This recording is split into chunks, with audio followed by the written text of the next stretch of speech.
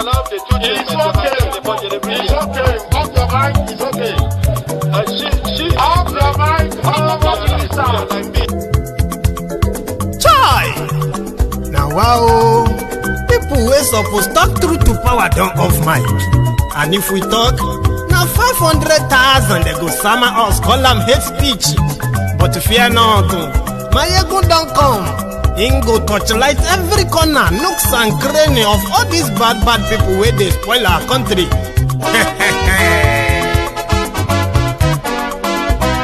So my people make we loud, oh yo yo. Maiyegun don come, oh yo yo. My people make we shout, oh yo yo. Maiyegun don come, oh yo yo. Maiyegun don come, man of the masses, oh yo yo. Maiyegun don come, oh yo yo. Maiyegun diary politico, oh yo yo. Maiyegun don come, oh yo yo. This one na dey off in mind, oh yo yo. Maiyegun don come, oh yo yo. Can he dey touchlight every corner, oh yo yo. Maiyegun don come, oh yo yo. Okay, some people be dey holla say dem want the power. Chai, dem be promise us say we go get light and power. Dem hustle sote they can't get the power. But now they know they do anything with the power. Every day, dollar just they get the higher power over naira. Still them talk say make we off mind, but thank God say Maiyegun don come. So my people make you loud, oh yo yo. Maiyegun don come, oh yo yo. My people make we shout, oh yo yo. Maiyegun don come, oh yo yo. Maiyegun don come, man of the masses, oh yo yo. Maiyegun don come, oh yo yo. Maiyegun diary politico, oh yo yo. Maiyegun don come, oh yo yo. This one not dey off in mind, oh yo yo. Maiyegun don come, oh yo yo. Person wey dey do evil no one make person talk. Them say that Maiyegun, that man too dey talk. He too dey talk. Say Maiyegun diary, he dey hot like pepper. But every day then they take money in bulk. Poor man pikin dey the street dey hawk. Still them talk say make we no talk. But thank God say Maiyegun don come. So my people make you loud, oh yo yo. Maiyegun don come, oh yo yo. My people make you shout, oh yo yo.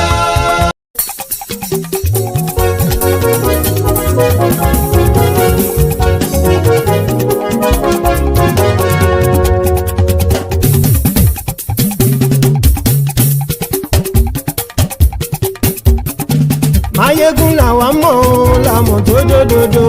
Maiyegun diary, Maiyegun number one. Maiyegun làwa mọ̀ làmọ̀ tó dòdòdò. Maiyegun diary, Maiyegun number one. Maiyegun ti dé o, ọ̀rẹ́ ara ìlú. Maiyegun diary, Maiyegun number one. Lórí Facebook, lórí YouTube. Maiyegun diary, Maiyegun number one. Gbogbo bó ṣe ń lọ ni Maiyegun já wa sí. Maiyegun diary, Maiyegun number one. Àṣírí ọ̀jẹ̀lú kì í bò níbẹ̀ o. Maiyegun diary, Maiyegun number one. Bó bá ṣe eré, àní Maiyegun máa wí. Maiyegun diary, Maiyegun number one. Ó sì tún ṣe eré, wàá gbọ́ níbẹ̀ o. Maiyegun diary, Maiyegun number one. Maiyegun diary politico. Maiyegun diary, Maiyegun number one. Godfatherism kò sí lọ́rọ̀ Maiyegun. Maiyegun diary, Maiyegun number one. Ẹ farabalẹ̀ sẹ́ o kẹgọ́rọ̀ lẹ́nu o. Maiyegun diary, Maiyegun number one. Àní Maiyegun làwa mọ̀ tó dòdòdò. Maiyegun diary, Maiyegun number one.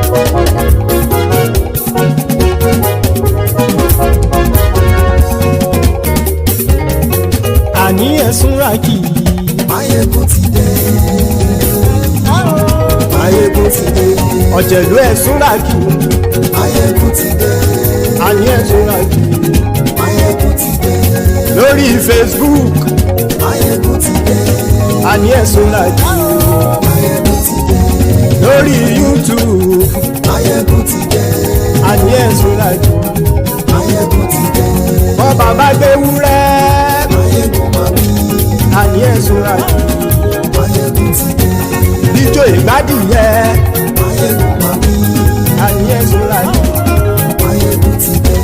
ẹ̀sìn tó bá rúfin o Maiyegun máa wí. àní ẹ̀ sọ́ra jù.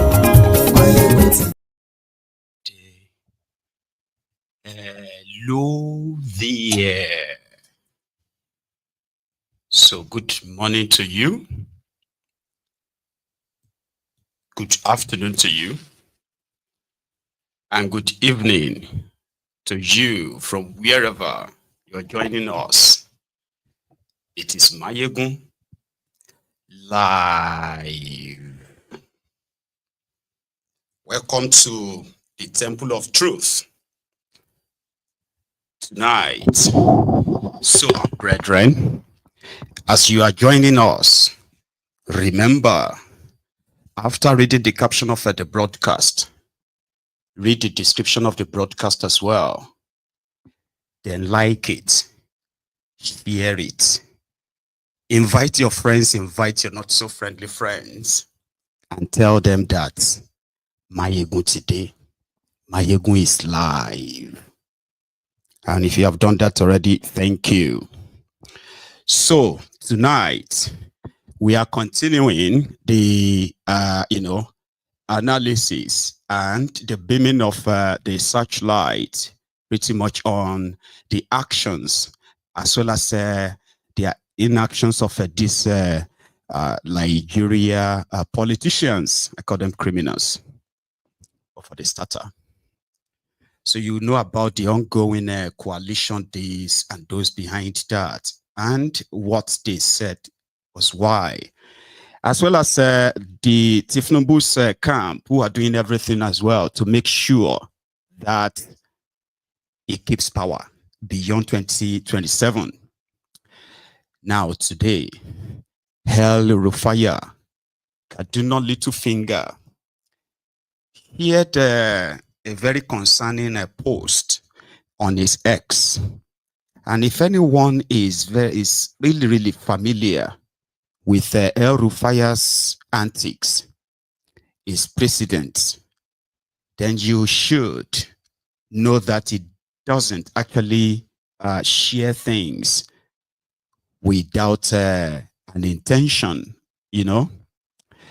And he sort of like leaves people to debate whatever that means to every camp, is positions on things.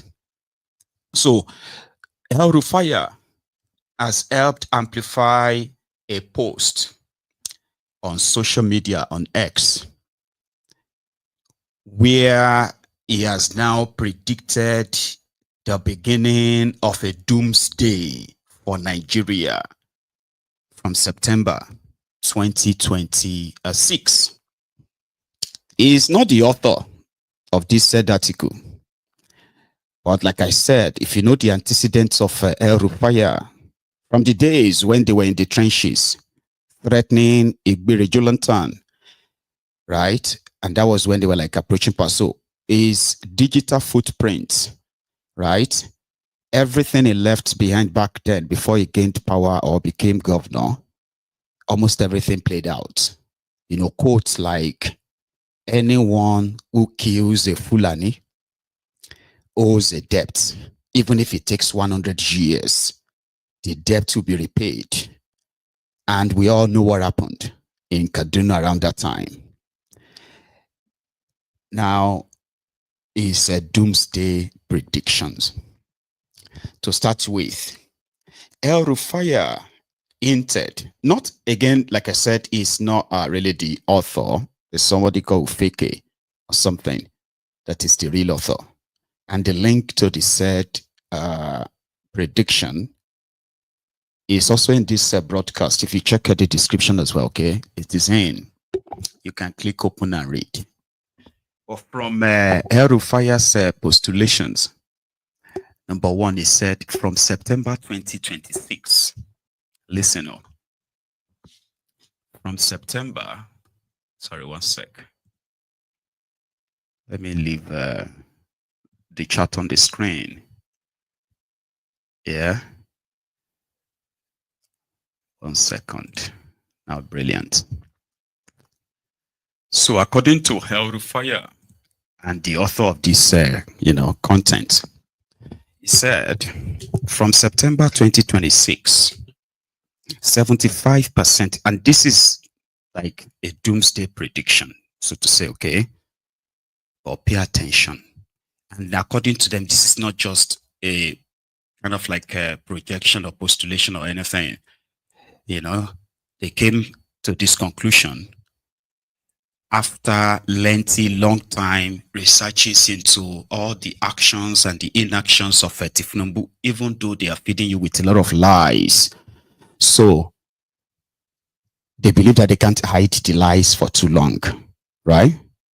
So they said by September 2026, there is a staggering, there's 75% probability that Nigeria will face a devastating financial collapse, succumbing to a debt death spiral given. Let's take that again. Every of them will probably take your breath to be like, is this coming from the position of what? But let me finish. By September 2026, there is a staggering 75% probability that Nigeria will face a devastating financial collapse, succumbing to a debt death spiral driven by soaring interest payments on foreign debts. That is contrary to the lies that thiefnubu is telling everybody that he has reduced the debt servicing, which is a lie on its own. The second one, Nigeria's sovereign credit, that is Nigeria's sovereign credit rating, will be downgraded to junk status, prompting private creditors to demand immediate repayment, cutting off essential funding, and driving the nation into economic paralysis. Multilateral lenders like the World Bank and IMF, along with bilateral creditors, respond too slowly to offer a lifeline, failing to halt the death spiral. 4. Without new loans and debt relief, the government defaults on external debt, causing the naira to crash, inflation to spiral out of control, and the banking sector to collapse, leaving millions unable to access their funds. 5. As creditors seize Nigeria's oil tankers, the government's last remaining revenue source is cut off, plunging the nation into an unprecedented financial crisis. 6. With dwindling funds, the government is unable to pay salaries, pensions, or provide remittances to states, bringing public services to a grinding halt. All states, except Lagos and FCT, become broke and insolvent, struggling to meet even the most basic obligations. 7. In a desperate attempt to stay afloat, the Central Bank of Nigeria resorts to reckless money printing, triggering runaway hyperinflation that erodes savings, skyrockets the cost of living, and deepens the economic recession. 8. Chaos ensues. Food, medicine, and fuel shortages will become widespread. Law enforcement will crumble and mass looting erupts. 9. Essential services, hospitals, schools, airports, trains, road, transportation, and power grids will collapse while the stock market crashes. I believe some of you are probably shouting, in Jesus' name, we reject it in Jesus' name. I kind of have to follow you, reject it too, but listen. In all this, President thiefnubu and the National Assembly are alarmingly paralyzed, failing to take decisive action while the nation teeters on the brink of collapse. In this power vacuum, religious extremists, separatists, and foreign actors exploit the turmoil, pushing Nigeria to the brink of anarchy. Nigeria descends into a brutal fight for survival, where you kill or be killed. 12.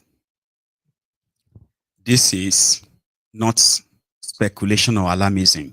It is a clear present danger based on rigorous analysis and robust scenarios, simulations. We can't pray our way out of this man-made catastrophe or shift blame. Only decisive action and responsible leadership can avert the looming collapse if we act swiftly and decisively. So that's number 13. Oh. I'm going to go on to the main article itself, where it's really kind of like listed. I'll take a look at the way they put it out. That was Rufai highlighting it on X. So they said the model delivers. So they have this research they said they did on Nigeria, because it is believed that thiefnubu and his gang, they are actually hiding a lot from the people.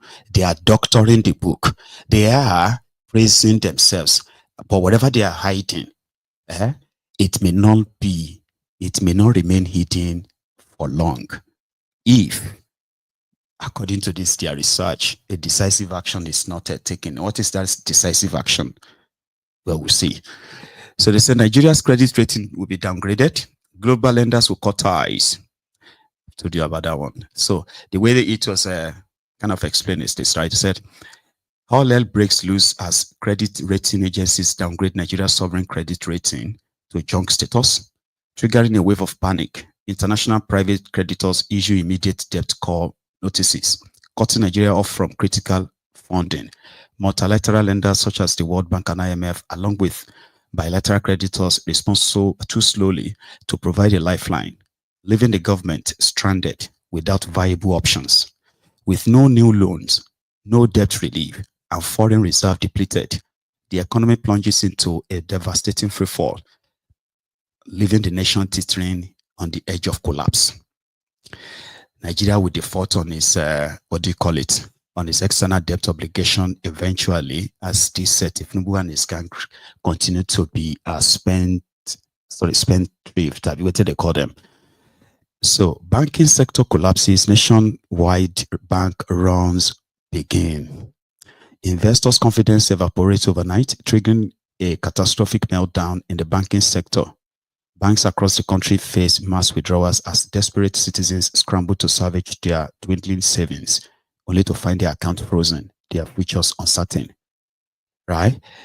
Government payroll collapses, triggering hyperinflation.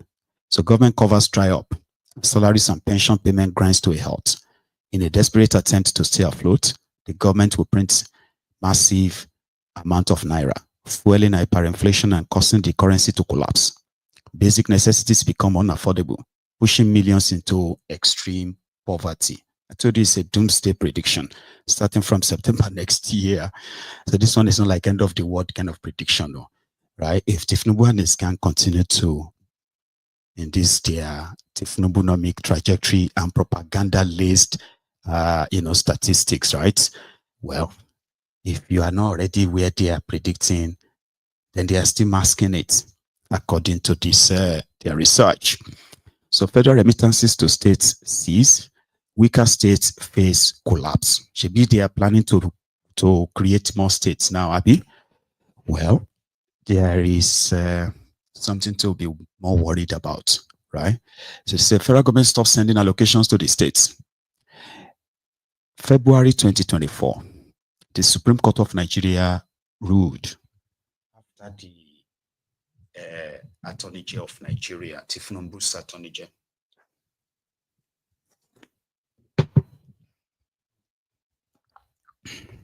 So thiefnubu's Attorney General of Nigeria, Fagbewan, sued the state governors because thiefnubu said he wanted to do local government autonomy. So the Supreme Court then ruled that the local government allocations should be paid directly to them. And thiefnubu and his gang started congratulating themselves, like the Port Harcourt refinery. It's been over, where are we now? Okay, it's almost like 20 months ago. Yeah, the local government autonomy remains just on paper, but they've already listed it as part of thiefnubu's achievements. So the local governments were supposed to be collecting their own money, right? So they're already pushing an agenda that, thiefnubu is coming up with one brilliant idea now that everybody from every local government area will benefit.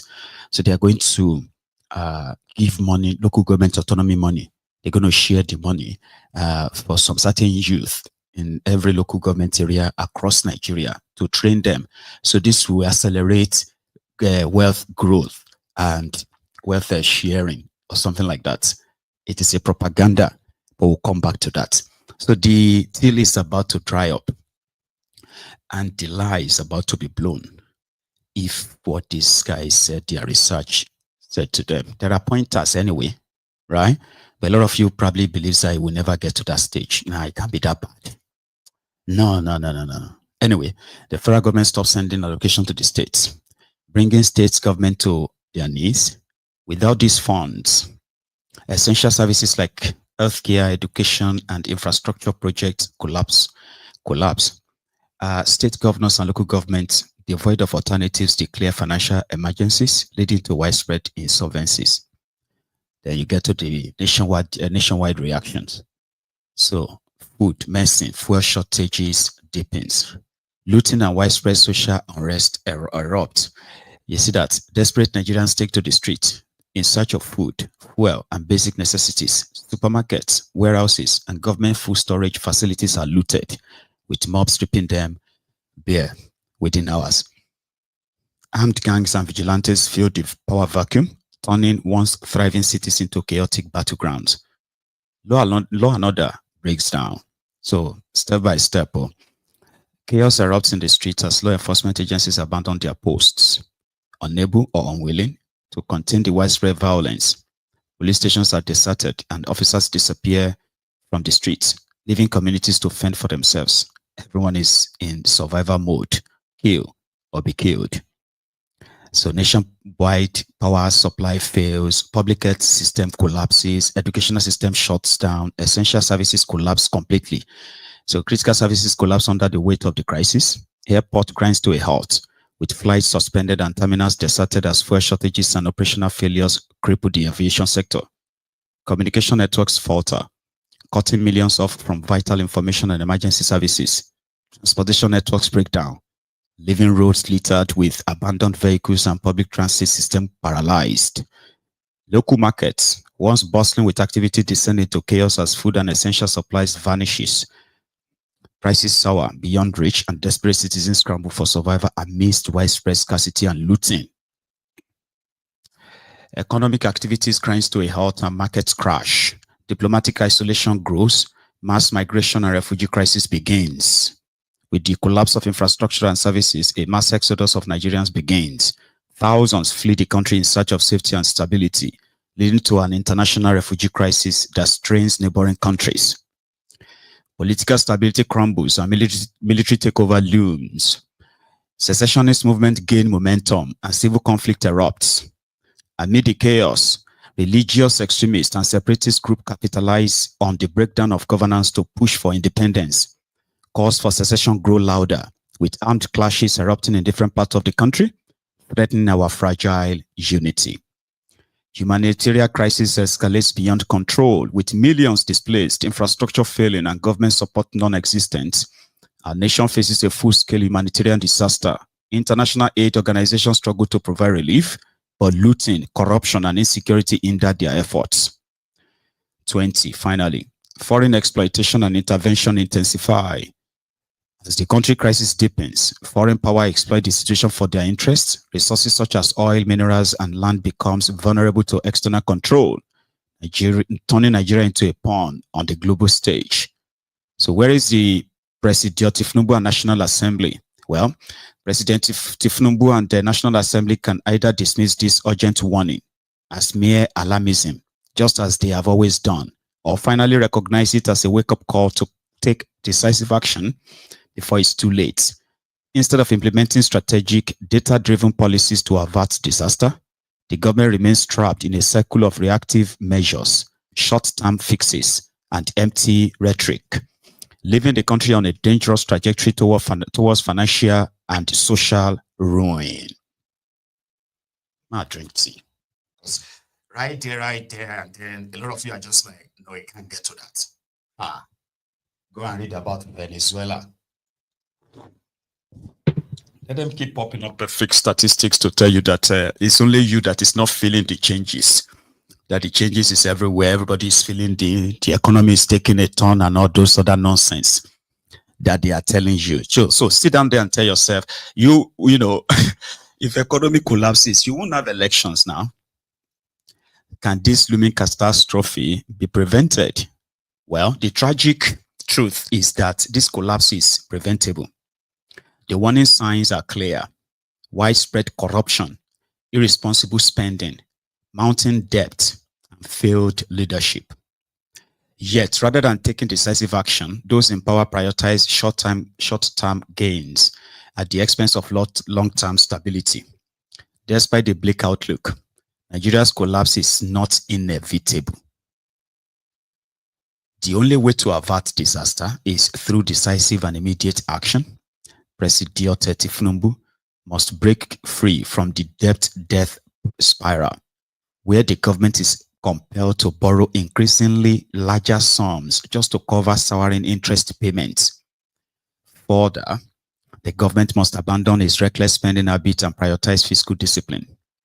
Subsidies that primarily benefit the elite must be eliminated, and resources must be redirected to critical sectors like education, agriculture, healthcare, and economic infrastructure. Politically motivated black hole projects such as the Lagos-Calabar Coastal Highway should be suspended or cancelled. Debt restructuring is essential to prevent creditors from seizing national assets and to create fiscal breathing room. No be today that they seize Nigerian property. Remember recently, Okay. Diversifying the economy is no longer an aspiration but an urgent necessity. Agriculture, manufacturing, and technology must be developed to reduce dependency on oil and create sustainable revenue stream. How do you do that without security, by the way? Anyway, so nobody said they no offer advice, so it's not like they predicted their doom and then they just went to bed. Here they are. But all these things that I'm reading right now doesn't make any sense. It's like asking these guys to cut off their left arm, their left leg. That is what this is going to sound like. You know, they are borrowing money, that they are looting half of that on white elephant projects that they don't have any plan of repaying back. They are borrowing money to, they are borrowing to pay, like taking one loan to offset the payment or service of another loan. Like they keep piling it for themselves. They keep doctoring the figures, because to them, at the end of the day, once they are done, they will leave the carcass for whoever is coming again, and they will smile to the bank. Bokwari and his gang did it. You get that now? So they offered their advice. I don't know if I should read everything. Right? Rufai's fire. And that then takes us to, I'm coming on.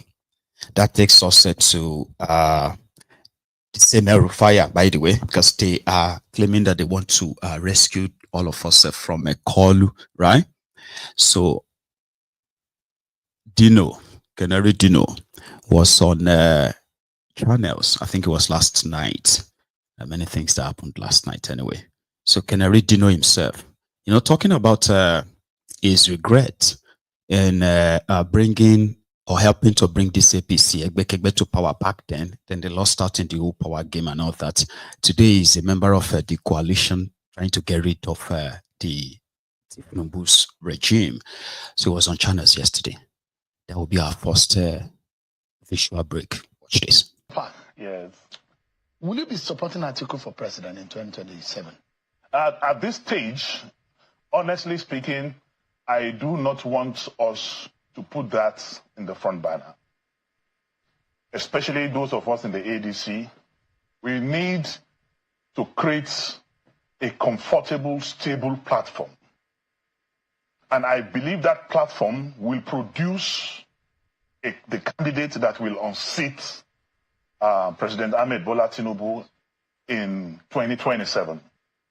But to start talking about, I have made it a point of duty that I will not be talking about a presidential candidate or presidential aspirant or preference for anybody until we get the party completely stabilized and organize a transparently honest convention. But how do you do that? Will produce a presidential candidate of the ADC who, by the grace of God, will kick. How do you do that? Because a lot of people already said the stage is set. That just looks like an Atiku vehicle of running for election, the ADC. Anyway, Atiku is yet to declare his intention to run for the 2027 election. Atiku is yet, what Atiku is doing is rescuing this country, bringing together men of honor and valor to ameliorate, to correct, to palliate the satanic manifestation of the APC in this country. Which you helped bring to power. Once I was blind, now I can see. So you regret helping APC and going to the podium Just- where the MC of most of the... you spoke Hausa, I you spoke regret Igbo, in you spoke totality, Yoruba. just like you every day, through the Lord's Prayer, confess your sins and ask for forgiveness. Every day you do that. Catholics go every day, they confess their sins. So you regret ever being associated with the APC? Anyone who has moved with the devil, anyone who has moved with an unholy tendency, definitely should regret it. How would you describe the APC as devil? The APC that says that he wants to straighten the path for Nigerians, APC that says that their policies are for the average Nigerian people to make their lives better. Sheung, if not because of your job here in China, if not because of codes of operation, if not because of some tenets and doctrines of operation as a journalist, you don't need a prophet to tell you what is happening in this country. You don't need anyone. It is visible even to the blind and audible to the deaf that we are in a precarious situation in this country like we have never been. It has never been this disastrous. It has never been this terrible. The hunger in the land is shattered. People are dying of malnutrition in the rural communities of this country. People are beginning to visit garbage centers to look for crumbs and food.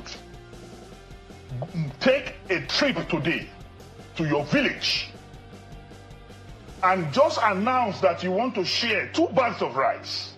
If you are not careful, there will be dead casualties as a result of the struggle just to get 1 tin or 2 tins. Yes. What APC have done to the people, according to Canary Dino. So he regrets, he said, and they are doing everything within their own means to salvage the situation. But his answers on if the ADC is about a thief coup, that seems to be like, you know, a little bit dodgy, but yeah, and smart. When he said that, number one, a thief coup has not declared his interest. No, he hasn't. And at the same time, the fact that they all keep saying that they are willing to bury their differences and their ambitions just to make sure this works. And they are also playing the game of thiefnubu and his team. So they are not putting all their eggs in one basket and they are not letting their guard down. That is that. Then Dino went on to say why he left the PDP. And leaving PDP to ADC, right? And you know why PDP is now in the pot of call, like in his purse, rather. His response. Let me ask you quickly, this ADC, what makes it different? Because I saw a lot of you who are there, former PDP, former APC. Why should Nigerians think differently about what you are bringing to the table? Why Nigerians should think differently is that once there's an altar call in the Church of God, only those who are emotionally affected, only those who have conscience, only those who are ready to leave darkness and move to light, respond to altar calls. So ADC is an altar call. It's a national altar call. And those of us who have conscience, those of us who believe in a new order, those of us who want to see a Nigeria where we will be able to answer questions from our grandchildren, who will ask us in the next, maybe when we are 90 and toothless, that when Nigeria was getting bad, Grandpa, what did you do? We want to be able to say we did A, B, C, and D. Not everybody in ADC. Yeah. Understand? It's a saint. But Senator, why? But what I am telling you is that Well, everybody who moved into ADC is concerned about Nigeria. Let me ask you. Is concerned about hunger. So you think that PDP cannot be an opposition and is not veritable enough to be able to fight or contest the election against the APC and Tinubu? PDP has been purchased. By who? By APC. Who exactly in APC? PDP is a parastatal of APC. Really? PDP is a department of APC. In fact, they take dates for net meetings and dates for when to have NWC from the villa. When they have more than two digits of governors, they control PDP controls states. They have governors. They are leading opposition in the National Assembly. Just look at the number of governors in PDP today. Are these governors acting like opposition governors? It's a question I'm putting up to you. You know the role of an opposition, and you know how powerful Nigerian governors are. Are they playing opposition role as governors? And those who are remaining in PDP are holding forth for APC. PDP is saying that they will fight and rebuild the party. The likes of Professor Jerry Ghana, the likes of Babangida Aliyu, the likes of Bukola Saraki, the likes of with due respect, Sheyi Makinde, all of them. With due respect to my uncle Babangida Aliyu, you heard him just 2 days ago saying that on Arise, he said, if we can tolerate Buhari for 8 years, then we should tolerate Tinubu for another 4 years. Is that the voice of an opposition person? Is that a statement coming from somebody who is not a member of APC? So what I'm telling you in essence is that we live in precarious times. We live in times of vicissitude and vacillation. We live in times when the devil determines the next. Let me ask you quickly. Canary Dino is back. And it's good that all the actors, all the players who are going to help the implosion happen are kind of coming together. So it's like still brewing. PDP is sold to thiefnubu. Do you need any soothsayer to explain that to you? You don't need any soothsayer. So it's obvious. With a wiki that is holding them down there, already sort of like kind of like internally weakened them. So this is their own argument. Okay, there's no point in staying back there and fighting a lost battle that is man-made and intentionally made so. But he didn't say that the role that he could play in that, but we'll leave that one. Then he went on in that same conversation to talk about, the real situation of the country. And he's got an advice for his own friends. He called them the APC members, his friends who are APC members. So he said, now that helmet is cheaper, it's advisable for majority of them to go get themselves helmet because this year 2027, it will rain stones. Again, you should be listening to their, the subtle way these guys are preparing the minds of, their followers for the violence that they will eventually have to carry out. And it goes both ways and all sides. I'm just pointing that out, okay? So here, Canary Dino.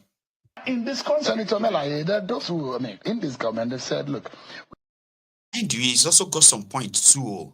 Listen. In this context, Senator Melaye, there are those who, in this government, they said, look, they're taking tough decisions over the past years of indecision and inability or lack of audacity of past leaders to take those difficult decisions. And this government said, we're taking those tough decisions, and in the end, it will pay off. Maybe you do not have the gift of interpretation of tongues. APC speak in tongues. And what they are telling you, that they are taking tough decisions, they are telling you that we are putting you Nigerians on a tough. We are taking you through rigorous struggle. We are taking you through hunger. We are taking you through malnutrition. We are taking you through insecurity. We are taking you through problems like we have never seen Which in this could be country before. momentary, and at the end of the day, we'll be better off instead of kicking the can down. And at the end of the day, when you have a roadmap, when you are using a GPRS, you are likely to get to your destination. But APC and this government is a car being driven by a drunken driver. what do you The possibility of getting to your destination is not there. So you don't see hope, even when they are preaching renewed hope. What they meant by renewed hope is renewed hope for the hopelessness, for the hopeless. In the sense that those who believe in hope, they are announcing the obituary of hope to hopeless Nigerians. What I can tell you categorically is that you are an investigative journalist. Go to the streets of Abuja. Go to the interiors of Kubwa or in Kubwa and have just 1 minute interview with people. Ask them if there's hope. There's no hope in a country where you have 2 national anthems. You know, there's one that has been. My brother, I've gone to many programs, even government organized programs. They sing 2. At times they say no, sing 1, sing this one. In a country where you have a denomination of your currency, 2 type of denomination, two denominations of a particular currency. When as a child in my social studies, I was told that money is a legal tender. And in every country of the world, you have 1 denomination of one particular type of your currency. You have two types of 1,000 naira notes. It has never happened anywhere in the world. You have 2 denomination of 500 naira notes. You have 2 of 200. You have 2 of 100. And you are thinking there will not be fake currency everywhere. And that is what we are spending. Let me ask you. We are in a outrageously calamitous situation. We are in a chance now is for us to build a platform to rescue Nigeria from APC. Those who are saying that it's going to be a tough call. It is not going to be able to defeat. It is not going to be. There are 85% of Nigerians that are hungry. So it is Nigerians versus APC. Tell any northerner today, all these people shouting APC and Tinubu, they should brand a car APC and drive it. Drive the car from Kaduna to Kano, branded, and then come back. I've advised a lot of my friends who are in APC, but I have a lot of good friends in APC, and I've advised them recently that before head helmets, before it becomes expensive, they should go and buy. Because what we saw in Gombe and what we saw in Kaduna, Nigerians are angry. Ojo Kutamaro. Doomsday. There will be Senator, a lot of crisis. Senator, because hungry people. Yeah. You there yet? It's not. It won't be the first time. Possibly won't be the last time too. Because they stoned a regular town in the north as well. So people are hungry. People are angry. But thiefnubu and his gang believes that these guys don't speak for the people because they are, from their own estimates, the real people are very grateful to Kolu and APC. And one of them even posted a video. It's a throwback of Rufai. And I mean, it's funny. Okay, I wanted to say something about Dino stuff there. I mean, it kind of made sense, right? When he said, how do you have 2 national anthems in the country? Like the thiefnubu's anthem. It's almost like nobody wants to sing it, so to say, except the Fox humility that some of them are kind of pretending to patriotism and other nonsense, right? Your currencies, Papa Kilo happen gonna. See, it's been 2 years. So how come thiefnubu and his guys couldn't like work it out and face out the old currency that Bokwari and Emefiole changed. Like, get rid of them. If you want to get rid of what they did and the entire, trillions of naira they spent on that wasted. But why do you have to have 1,000 naira? Which is not even like they're experimenting anything. It is the error of criminals who are trying to stop other criminal. And then the whole country and the economy and the people were subjected to it. So this, like, never forgotten trauma experience, right? So why are they not fixing that now? It's been 2 years. Bukwari is gone, even dead. So why did they not really have any policy within that space to work out how they are going to phase out any of them? Or I mean, in the world where you get to see old design of a particular currency or a particular note, it's simply because maybe just some remnants that people saved in their homes and it hasn't really gotten into the banking system. If not, once they get into the banking system, they never comes out again. Old notes. Although us in the UK, we have different designs for different denominations. In Scotland, we have like about 3 different designs for £5, maybe 2 or 3 different designs as well for £10. We have just one single design, or maybe 2 designs for £20. Then £50 is one. I don't know if we have £100 in Scotland, but you know the £100 is red. Have you seen it? Which one is red again? Is it 100 or 50? I've only seen that. I've only had that 50, and I've only seen that 100 maybe once or something. That still does not sort of like disqualifies his point there. His point that, hey, why is that so still difficult to change, to phase out? Okay, let's leave that. Talking about the North and why, for some reason now, they are holding thiefnubu responsible for the continued insecurity across the country, including the killings. An American YouTuber, Lara Logan, had this conversation about the Fulani terrorists killing Nigerians and the Christian communities, especially in the north central, the middle belt of Nigeria, where tens of thousands of families have been killed and lost loved ones and all that. So the first part is this, what do you call it? Let's start with Lara. Lara Logan. There was no Truth Nigeria. There was no media organizations. And you know what was happening to those people? To Lawrence and Masara Kim and all of them? The journalists sitting in the big capital cities, the big cities and in the capital, who were taking the line from the government and didn't have the courage or the integrity or the professionalism or the character or the motivation to go to those frontline villages.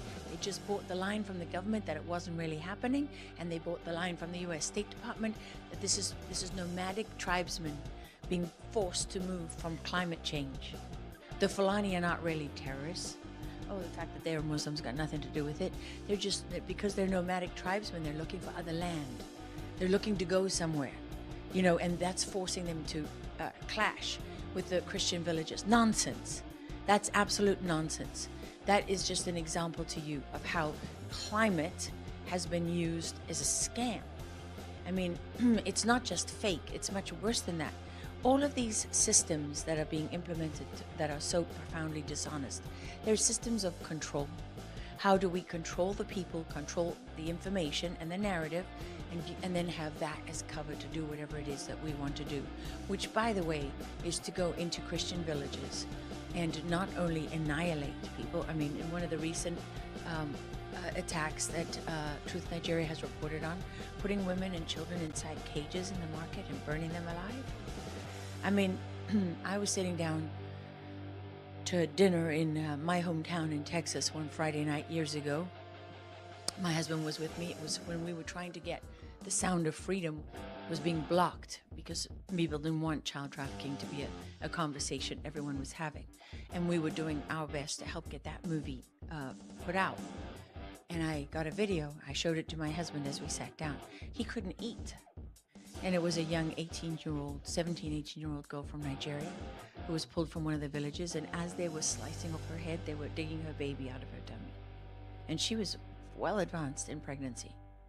That's the reality of what, when you put those numbers up and you go before your colleagues in Congress and you put those numbers forward, that's what it means in human terms. I mean, Lawrence once was calling Doug and myself, he's sitting in the back of a meat wagon on the bodies of his friends and neighbors with malaria. Remember, after that he went out with malaria for weeks. I mean, these the courage of the people who are on the front lines reporting this cannot be overstated. But the challenge that they face is that the media itself denies the reality that they see and report on with their own eyes and ears. I mean, that's without conscience.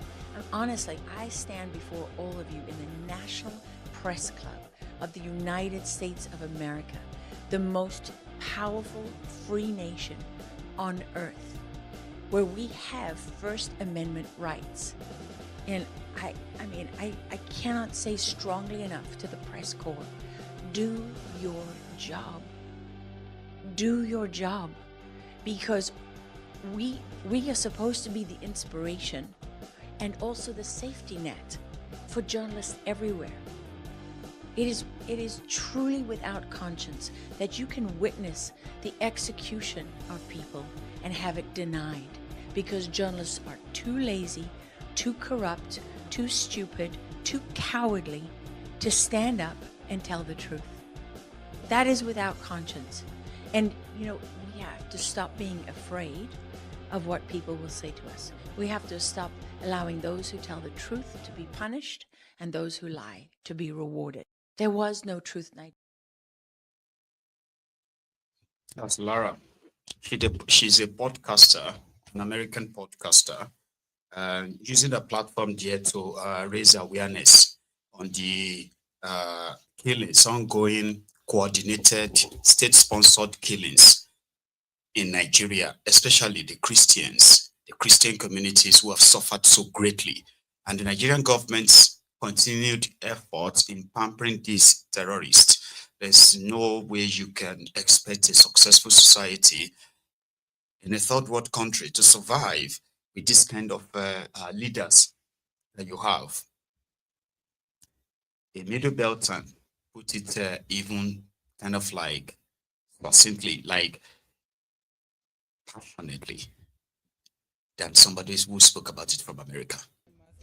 Top of the day, ladies and gentlemen. I hope this meets you well. First and foremost, I am very, very sad making this video because the rate of insecurity in Nigeria has collapsed and we need help. And the government officials that go on TV and continue saying kidnapping or insecurity has been brought down to the barest minimum should stop lying. You need help. You should stop lying. Do you know that between the May of 2023 and the June of 2024, over 2.2 million kidnapping cases in this country? That's to tell you it's beginning to get to an all-time high. And some officials, the NSA is saying banditry or insecurity has gone down to the barest minimum. Boala was on channel saying they are doing everything possible. You guys should stop lying, for crying out loud. Stop lying and say the truth. You need help. Look at the 38 individuals that were kidnapped in Kauranamoda. Ransom was paid, but these individuals were still unalived. They were still unalived. That was to tell you that the mode of kidnapping has even started changing. The fish magnet in Anambra too. Ransom collected, he was unalived. That's to tell you it has gotten to another level. Look at this man and his children in the thick bush. Look at those age 4 or 5. Look at them in that bush, for crying out loud. I weep. Oh my God. I cried when I saw the way those individuals were crying. Those little children. This man is a POS attendant. Look at the children. This man is how can he afford 50 million or 30 million for his ransom, for crying out loud? How about kidnappers? No. This is terribly wrong. To the extent that now is even the British High Commission that is condemning the killing of 38 of the 38 people that were killed in Kauranamoda, not Nigeria. I saw another bulletin from the United States of America too, saying that the only thing that our politicians know how to do best is to what? Just get money and go and spend it elsewhere. Like they're embezzling money to the detriment of the progress of our country. For how long are we going to continue like this? I can be a victim tomorrow. You can be a victim tomorrow. Then how do you expect us to continue keeping quiet and watch these people? Look at how helpless that man was. Look at how helpless that man was. How do you want us to go? How do you, and then you are there on TV saying that the insecurity has been brought to a barest minimum? And just for your information, there are over 200,000 bandits in the Nigerian bush, but there are over 5 million informants in the town. And these informants are your megas, are your workers, and this. That's to tell you that this kidnapping, it is beginning to things are happening. It is incessant already. But these people are trying to continue developing. They have a lot of informants. They have a lot of informants in the towns. And that's to tell you they love what they are doing. And these informants, they also get their money. Something should be done about this. If the Nigerian security architecture can, then you should ask for help. Ask for help, and your first major commitment as a government is to ensure the protection of life and property. Haba. Thanks for reminding them. Ask for help. But you only ask for help if you have actually made attempts, right, on your own. Nigeria government is not making any attempts. Their attempt is to, rehabilitate them. Just rehabilitate them, even if they are never caught. They are never to be tried. Never to be tried. And then the criminals in charge of your security, who are already compromised, of course, taking defense contracts, that gives them a lot of money. Defense contracts, billions and trillions of it. And then protecting these terrorists who are mostly very close to where illegal minings are also taking place. You should probably, in case if you don't know, illegal mining, terrorism, they are together. So if you need help, seek help. But they don't need help. Seeking help would expose them, and that would be the end of the entire business or the entire industry. And they can't let that happen. They can't. They've soaked their hands in blood, dripping of blood. So there's nothing else to lose. They've got no soul left. So to you, an ordinary person, you can ask all these questions so passionately. Why can't you? Why can't you do this? Why can't you do that? Do you think they don't know? They do. That's why it is called man-made. And when they cash out, they present themselves as your leaders. Just like ex-convicts or Jews or Kalu, who was with Dele Momodu, had this to say. Legitimately, there are few like me that are not. All the people who are in this country, they make government money. This one never touched government money. They stole government money. Everybody you see today, they say they are billionaires, they have this, they have that. In 1997, 1998, they are nowhere. Zero. Ask them. Zero. You don't want to get angry. Any day I get angry, I will call my names. We were there last night. I told you, I said, stop using of dollar. Let us see how they will. Because they have no business. Let them stop using of dollar. They are stealing money and changing to dollars. They pack dollars in their house. How can the economy be well?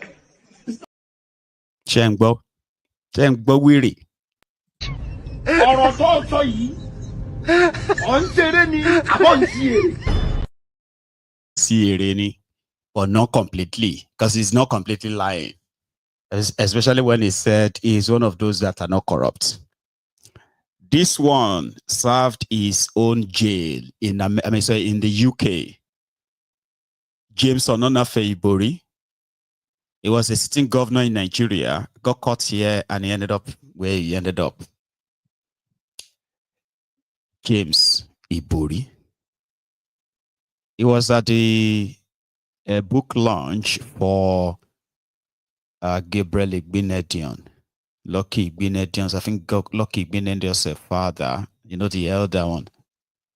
So they wrote a book about him, and all of them gathered there. And in that kind of book launch, Ibori was there. And because the economy is very bad now, economy is hard. So made them manage this 100 million naira.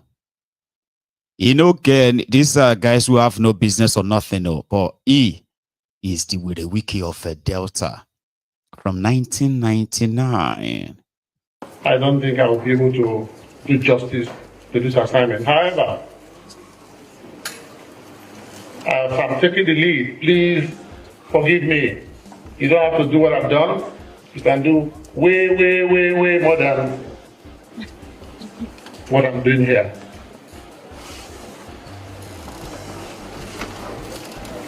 For the chair in the economics department, I want to put a very big sum. As I said, if it were not for the economic situation and the financial situation, I would do everything I can to promote this university. So, Mr. VC, for the chair, I want to put 50 million. And for the university, another 50 million. And I can make this promise because Esama has done his bit. And he will continue to laugh and laugh and laugh. But I also know that my dear brother and friend, the issue of Owara, is the Deputy Chancellor. Mr. Deputy Chancellor, sir, he will continue to have my support to develop the university, Okada University. Insama established a primary school, a nursery school, a primary school, a secondary school, and a university. What else can a man do for humanity? Insama, that's Igbinedion. Insama, Igbinedion. Insama, Igbinedion. I just remember that to be song there, right? 100 million naira. Economy is tough. All of you can do better and do more than this. Please do it in the honor of Igbinedion. I wish this striking nurses in Nigeria can have the benevolence of this super rich politicians in Nigeria. Like they just say, okay, what is the problem of the nurses that are striking in Nigeria? They say, well, they were supposed to be given this 40-something billion naira, but there's no money. We have used the money to buy cars for the National Assembly members. Okay, let's do fundraiser. Let's call ourselves from our loot. Let's be generous. You. I want all of you to bring to 200 million naira from the last 20 billion naira that all of them are collected. I'm just saying. Or maybe that's too much. From the last 2 billion naira I get all of you shared. I need you to, let's contribute to 200 million naira and set to this nurses. Nah, they don't do that. We don't do that here, man. I think. So the nurses continues their strike, and they continue to make videos of why they are on strike. It is not just their pay, the welfare, including the places where they work. What they work with is hell, according to them. Here is one from I think it's Delta also. Now watch this. What if this word name again? Orthopedic male was if seabed way that they use for patients for Nigeria. I'm not sure say any politician feel like that for this kind of place. Especially the Minister for Health and all these people there. Seabed. Look at the bathroom. Orthopedic ward. Now, as orthopedic patient, now if you lie here, you have back pain. This is what we are fighting for in Nigeria. We should have good and better healthcare system too. See beds that an orthopedic, we have orthopedic beds that are supposed to be in orthopedic wards, but we have beds that we cannot mention it. They are sagging, torn, and very dirty. I don't think any minister can sleep on this type of place. Like this one, a bed box now go full here. Well done, comrade. I hope you did not catch anybody. No, we did not catch our nurses. They are fighting for the healthcare system to be better. Yes, we stand in support. Yes, thank you. Something has to change. Yeah, this place, it needs the whole refurbishing. This place needs full refurbishing. I beg talk, madam. I no go video you, just talk. Say here, these things then they fall on patients then. You see, this is a male orthopedic ward. The ceiling, this is UPTH, University of Port Harcourt Teaching Hospital. This is what nurses are fighting for. That the health sector should be better. I don't think any minister can stay in this kind of place, or any politician, or bring their people here, because we don't have £3,000 to go and spend one each day in the London clinic. Look at this is nurses room. See the door is broken and tattered and anyhow. It's too bad. We need changes in the health sector. This is what we are fighting for in Nigeria. The Nigerian nurses deserve and is calling for a better healthcare system. It's too bad. This one a bedside. Is this a bedside locker or a firewood? It is too bad. These things are due for change. There's no minister that can lie here.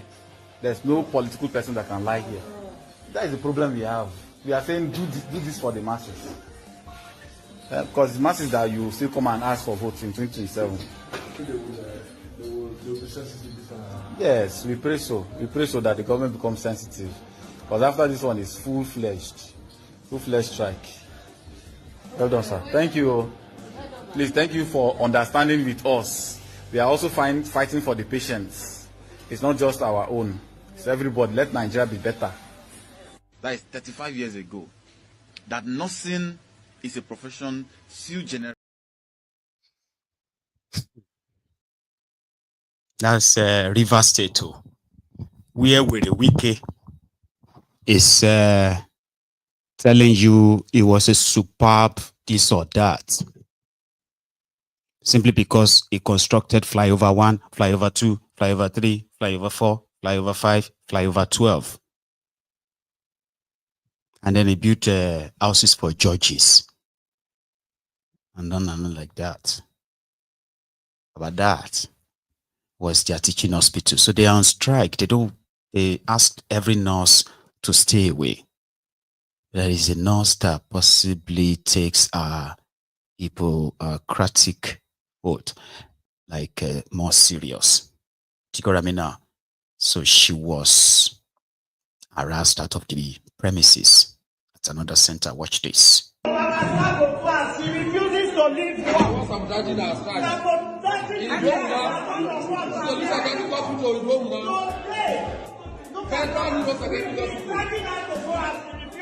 Look at her.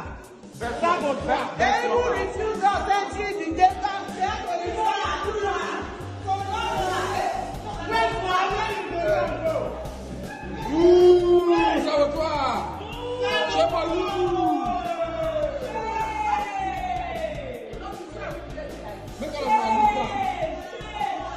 We are fighting one battle that will benefit everybody. But if you want to the strike.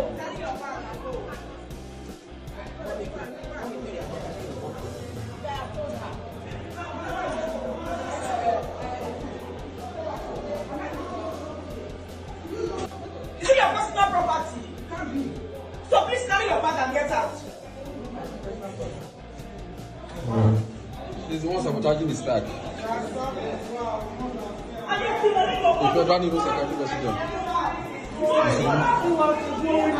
the goal will not branch.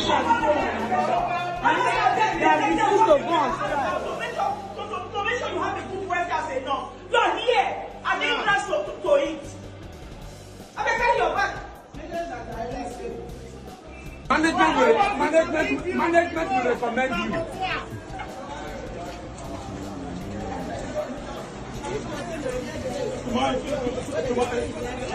Nurses don't have voice. They are not paying, no. They are not paying, no. They are not.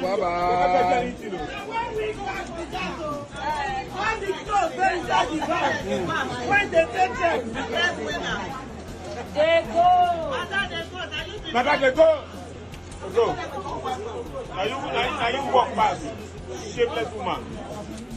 And she's even angry. I don't know. I don't understand. She's even angry. You can't care for nothing. Why you don't go? No, yes, she won't go this direction.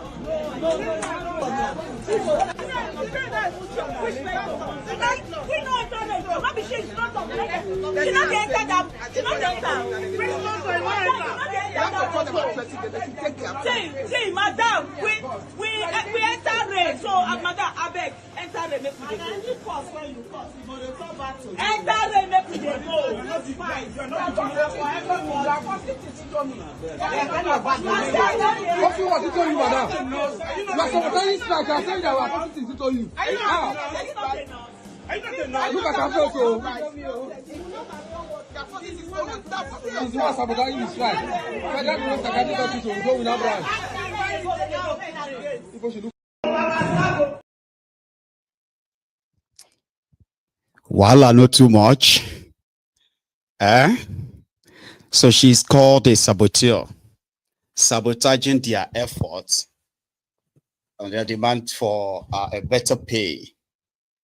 And since the only language understood by the politicians is for them to down tools, so anyone who is not in on that with them is considered a saboteur, sabotaging their efforts. I really do wish that they could put their money together, and yeah. Anyway, let's leave that aside now. Let's go further into what it is like, right, to exist under this APC, Egbekebese propaganda field news or information. How do you kind of live through that? I found one. I mean, they are hosting what they call the digital conference or digital summit right now in Aso Rock, where they have picked and also ferried their social media sellers to teach them all the necessary tricks of content creations, how to control the narratives, change the narrative in a nutshell, just to make sure that they feed you with so much propaganda that a lot of you will become so overfed with it. They are not joking. In this drive to give you the taste of it, remember that yesterday or so, it was about 2 days ago, it was announced that the FEC is the Federal Executive Council in Abuja. They said that they agreed to spend 920 billion naira on the airport's upgrade in Nigeria. I know you've heard about it, okay? But 712 billion of that money will be used in upgrading the runway, build a perimeter fence at the MMI, the Muritala Mohammed International Airport in Lagos. And that triggered reactions, like a lot of reactions. How could Lagos take all of that? When it was deliberate, it was an economic, it was a political decision that was deliberate to make Lagos to remain this commercially viable. While others argued that, Well, Lagos makes so much of the money. So in 2024, they said that Lagos Airport made over 290 billion naira, the airport alone, both international and local. So if Nigeria was to be a real place, right, or maybe like China, they will be developed for real, or they will be developed other airports across, the regions, so they can make them commercially viable and possibly make them able to fend or take care of themselves. So both for and against, they have made their decision, and it seems that it is final. But in order not to be like another thing that you are piling up to hold them sort of like accountable for, the journey of the journey of their digital summit, or how they're going to take you through this. I don't know how to explain that to you, but I'll show you. First, Peter Ome was complaining about why 712 billion naira, $500 million will be needed to do what exactly? Renovate the air. So he released the video. Then I'm going to show you what they have now released as what they want to change Muritala to.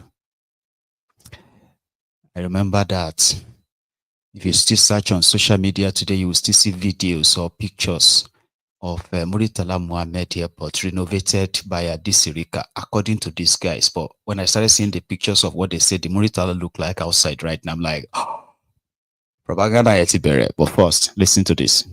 Somebody's rage. 712 billion. That's a lot of...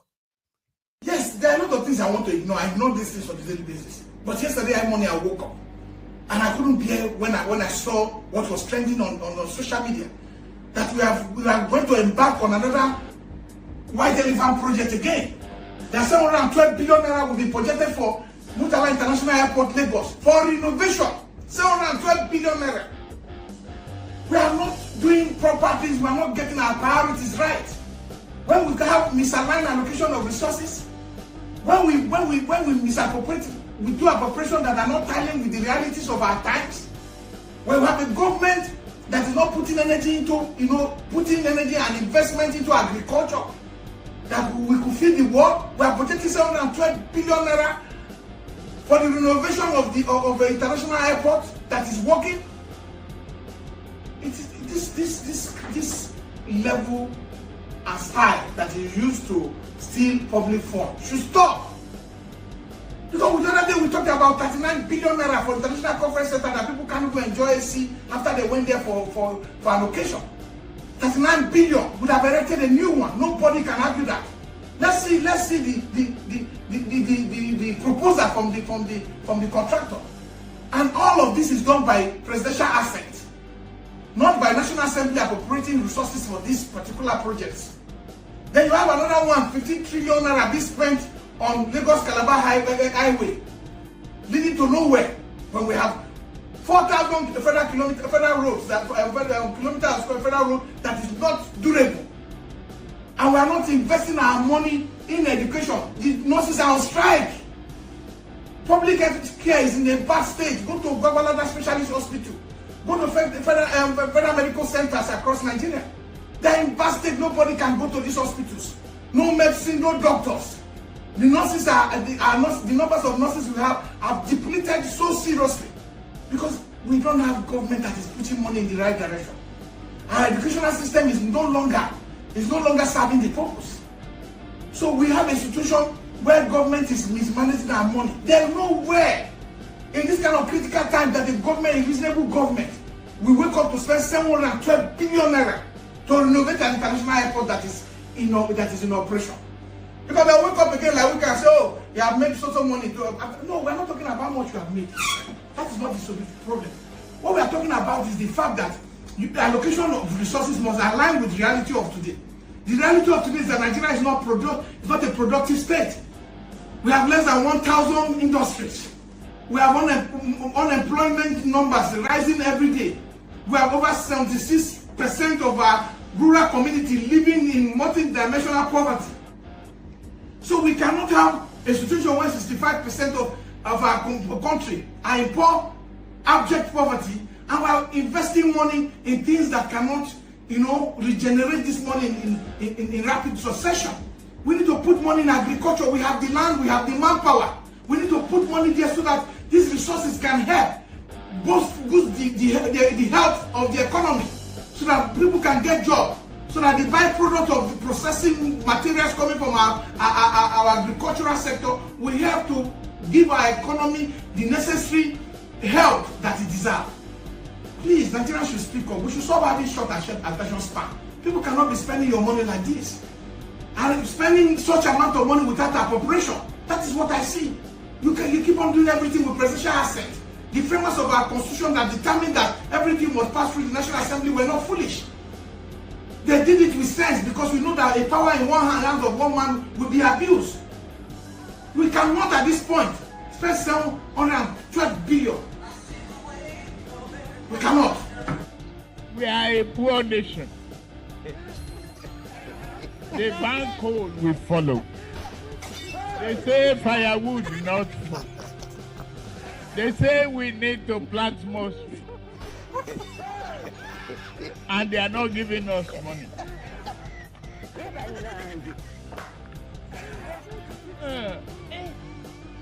We need to open our eyes, try shining, and tell the West, if you don't guarantee our finances and work up with us to stop this, we are not going to comply with your climate change. They'll do it.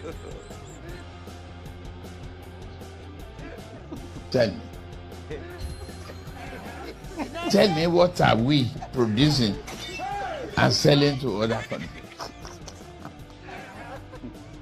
Not even slippers.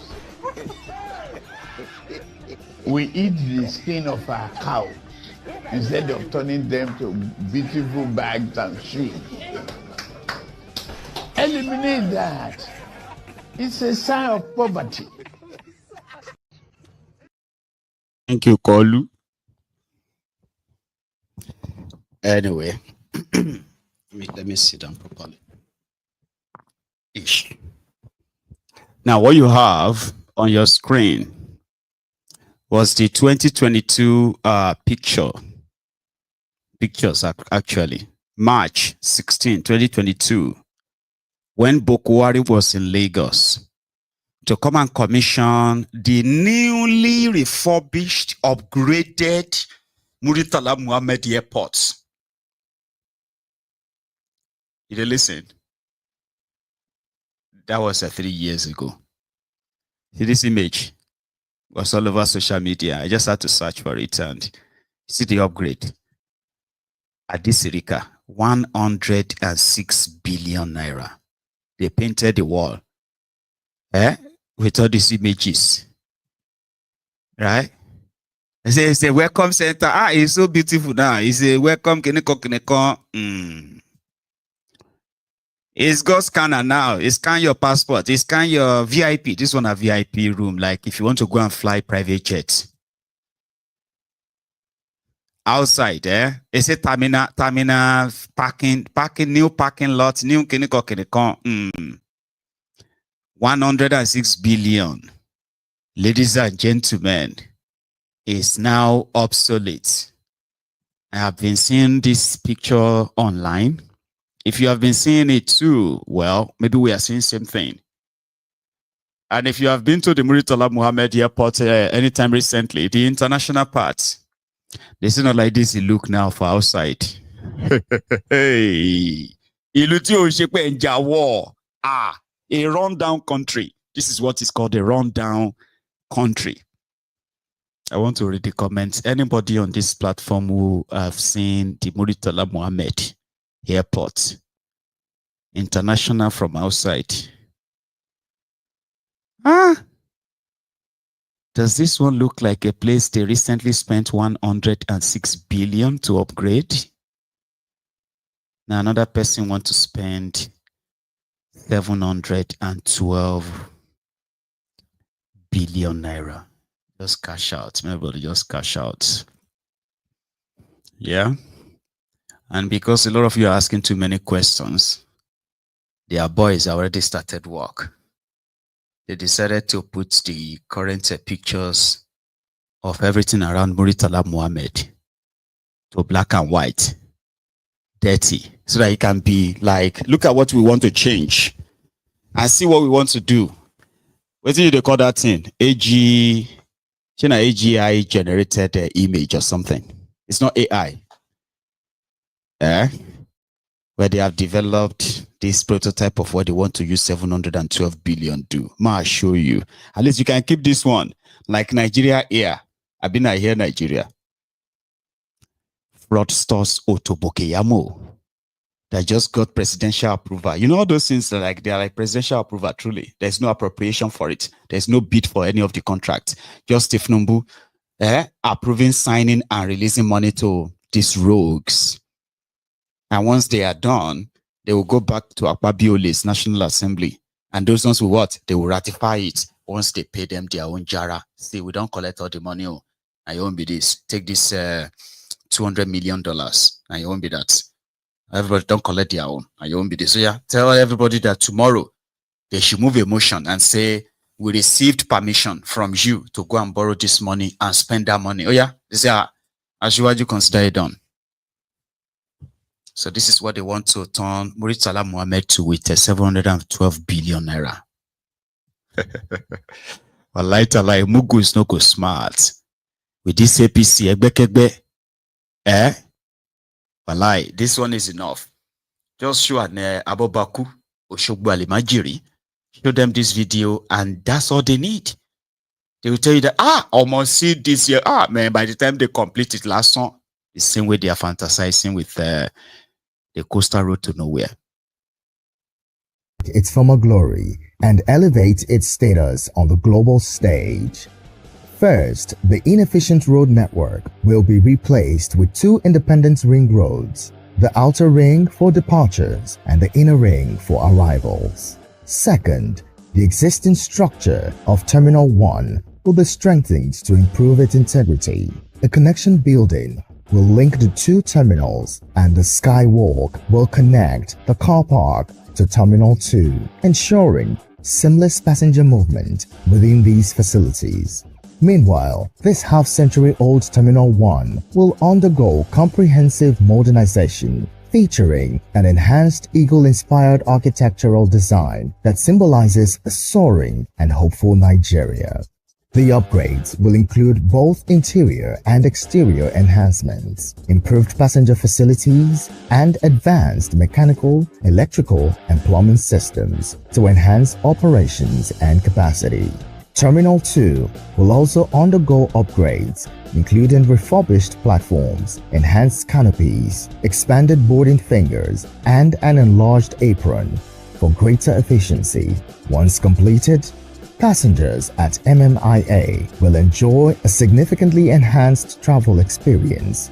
The redesigned infrastructure will provide well-organized and direct access to the terminal buildings, improving efficiency. Optimized internal circulation will ensure uninterrupted movement for arriving and departing passengers. Additionally, modernized facilities, upgraded amenities, and an aesthetically immersive environment will create a more comfortable, seamless, and enjoyable journey for all travelers. Under the Renewed Hope initiative, we're leveraging global expertise in airport engineering and cutting-edge digital systems to transform MMIA into a safer, smarter, greener, and more efficient aviation hub. Finally, the nation will be filled with hope, paving the way for a brighter future. Its former glory. 70 years old man.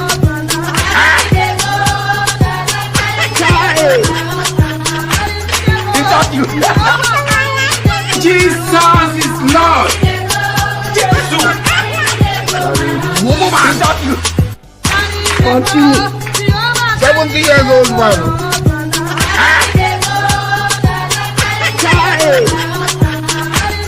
Is that you? Jesus is Lord. Jesus. They go run you streets. All of them will come back here. I mean, I want to see that 22 months. That's the plan. They say 22 months. So let's start counting now. Fraudsters Otobo, Keyamo, cash out. Is that not what they call it? Cash out. Big time. You know, the Mugus are never going to be smart because they are actually willing. You know, the slaves, they call them voluntary slaves. They are happy slaves. All right. And those of us when they feel like, say, people deserve better are called troublemakers because the people that you think deserves better never known anything better. So what are you talking about? Like better? What do you mean better? They deserve better. Are they complaining to you? No, they are not. So that is from the Muritala Mohammed Airport. So what they are building, see, they want to change it from this, in case if that video too long for you and it is too fake. I give you the pictures. So the picture you have on your screen right now is said to be the outside of Muritala Mohammed International Airport in Lagos. I saw Abi. So Tobokeyamo in his GI image, they want to turn it to this. Oh God, you Abi, you know, see this image inside that video. Did you not see that image in that video? Yeah, there's a part of it that is going to be like that. Even at Sydney Airport. So they want to do something like this too. I love this. That will make it so beautiful, right? Otobokeyamo. Hello, cash out. Everybody will be all right. You know? Nobody is going to jail, unfortunately. Except you are caught by SP Bright till Bright Duffy. Bright till Bright. You see people where they steal billions and all of that. You know, they see their fate for crime fighter. People where they steal money, you know, they see them face for crime fighter. People where they people where steal Maggie, you go see their face for crime fighter. Tell me something I don't know. No, Kunali does well. Bright zero bright. What is the latest? Now phone, this one's found and sold, I think. I am SP Edafe Bright, and this is Delta State Police Command. Today, we are bringing this particular case to your notice, particularly not just because of the act of stealing this phone, but the act of all these phone repairers who thinks that they can just go about flashing or formatting phones and they will not be held accountable for their actions. On the fateful day, this incident happened when you picked this phone. December 28th. December? 28th. December 28th, last year? Yes. Very good. This lady, what's your name? Chinasa. Chinasa who? Annie. Her name is Chinasa Annie. She claimed that she picked this phone from the ground and took it to a repairer, formatted the phone and started using it. Not only did she do that, from the allegation, they were able to access the woman's Facebook account, a WhatsApp account. They were even using her number to message her various contacts to see if they can get money from people that are close to her. Like I said, that is not even the bone of contention. The bone of contention is that our investigation carried out on her led to the arrest of another suspect who happens to be a phone repairer, a technician, who without asking any questions, you saw a phone on without any fault and the person is telling you that she lost her password. You did not ask for the carton of the phone. You did not ask for the receipt of the phone. You went ahead and helped him to format, or help her to format this phone. That's the reason why we are here, so that other phone repairers will learn, and others who might have lost their phone will know that it is never too late to report to the police. Because like she said, this phone went missing way back last year, December. Today here we are with the phone and also the accomplice. Madam Chinasa, Sir, where did you pick this phone from? I pick it from Midfield Market. Midfield Market, inside the market or where? No, outside the car park. So when you pick them, the owner of the phone, how many times they try to call you? As I pick the phone and they go, small time the phone come dey ring. When the phone ring, what do you do? I no pick it. Why you not pick am? You get why they ask, why you not pick am? Make I suggest. I don't know why I no pick. You don't know why you not pick am? Okay, will it be fair to assume that you refuse to pick it because you know what made the owner of the phone know say you don't pick the phone? Yes or no? Answer me now. No, you know say me that day I dey go buy bread, so I dey rush. Then the phone come dey, my bag come dey vibrate. But my mind no dey say na the phone dey ring. Okay, it's obvious that you don't want to talk. It's clear, no problem. So what did you do after? Where you carry the phone go? After when I pick am, as I come reach house, I come show my husband say see phone where I pick home. My husband come ask me where I pick am, come tell am say I pick am for car park for Midfield. So what did your husband come say make you do? My husband come tell me say whether SIM card dey inside. I tell am say yes, SIM card dey inside. But I no tell am say the person don first call me. I no tell am like that. I just tell am say SIM card dey inside. Now you come tell me say if the person call me. Madam, your entire story cannot enter my video. Make I return am. So when the person call you, what do you come do? No, say the phone, I no hold am dey work. I just keep am for house, so I no know. So how did you let her start using the phone? As I begin to use the phone, How you take use am? Were you able to use it when the phone dey pass? You don't leave the phone password there. So how you take remove the password? I flash the phone. Who flash am for you? Na this boss. You know him name? No, I no know him. So when you reach the shop that day, wetin you tell am? I reach in shop, I tell am say I wan flash phone. He come ask me say whether the phone get Google password. Now I come tell am say I no know. To cut the long story short, he help you flash the phone. Wetin be the problem wey make you flash the phone? Na because I no fit operate. You no fit operate as you no get the password. Yes. Okay, we have the technician who formatted this phone. My brother, wetin be your name? Ibinike Anthony. Try open your mouth. Ibinike Anthony. Okay, Anthony. On that fateful day when this woman bring this phone for you, what did she tell you? She told me that she cannot access her phone. Her phone? Yes. Okay. Apart from that password, was there any other issue? No, there was no any other issue. So how often do you flash phone for people when they say because they forget their password? How often you take a flash for them? We don't need to a flash phone like that. It depends on how the phone is. Like the phone was looking tattered when she brought it, but there was nothing wrong with the phone. So I asked her a simple question: do you know your Google account? She said no, that there's no Google account inside. So when I flashed it, there was no Google account. I was sure that she was the owner of the phone. Okay, because she said there was no Google account. Yes, sir. Okay, when you flash a phone, the Google account they remain for the phone? Yes, it will come back as second locking, and she have to provide information of the phone. Okay, that was so because there was no Google account, you now assume that she was indeed the owner of the phone. Okay, with this your experience now, what is your lesson? What you don't learn and what you go to advise other phone repairers to do before they flash phone when the person not your access? My advice is that before you flash phone, let the owner bring a receipt of the phone or court affidavit. Or court affidavit? Yes. Let me tell you, court affidavit not go cover you. If they hear me so, a stolen phone is a stolen phone. The person should prove to you. Anyhow I want proof, say na a phone, make it prove am. If you not fit prove am, let that problem go to another person.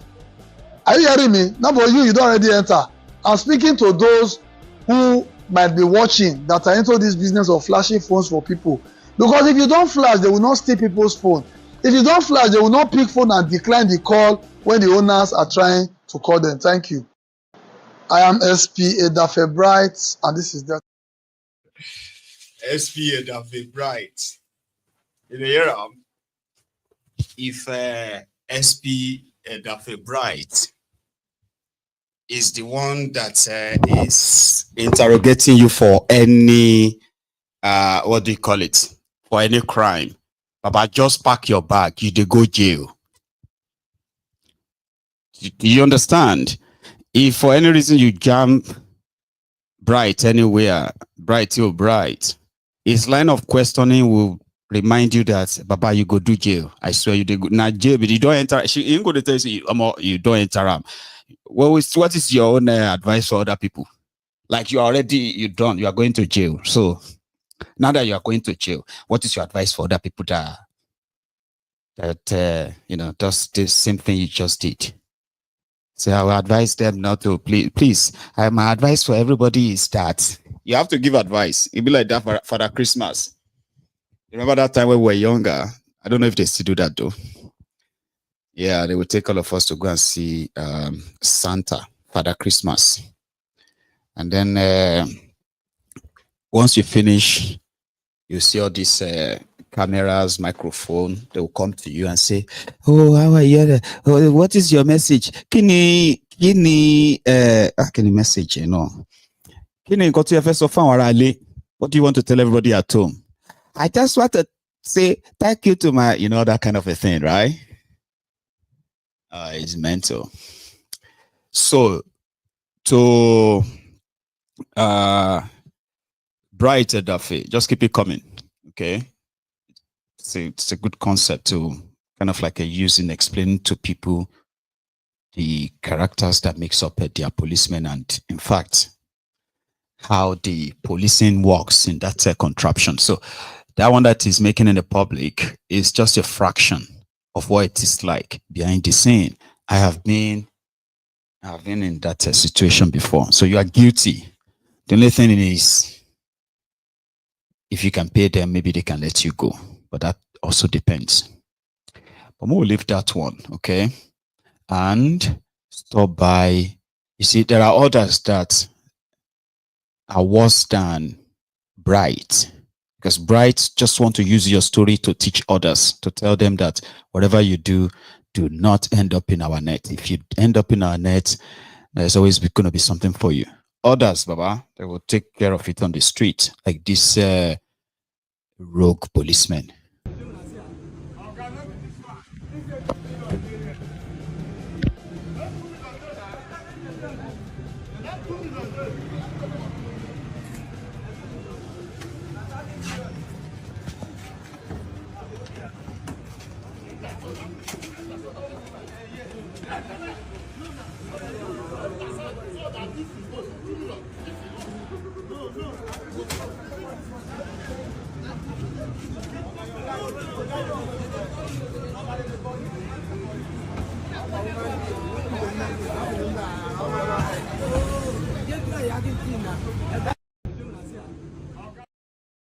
Like they're always angry. Majority of them are people with anger problems, but they also have guns. So that makes them very dangerous. So if you come across those people, just do everything you can to get out of there safely. Everything, including if you just have to comply, just for you to get out of that place safely. Those are the ones that can shoot and kill you and use the cover of the darkness to disappear. Just for your own good, okay?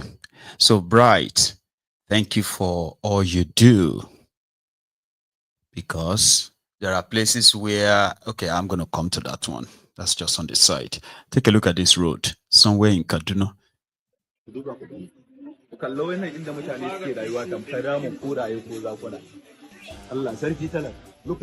my guy.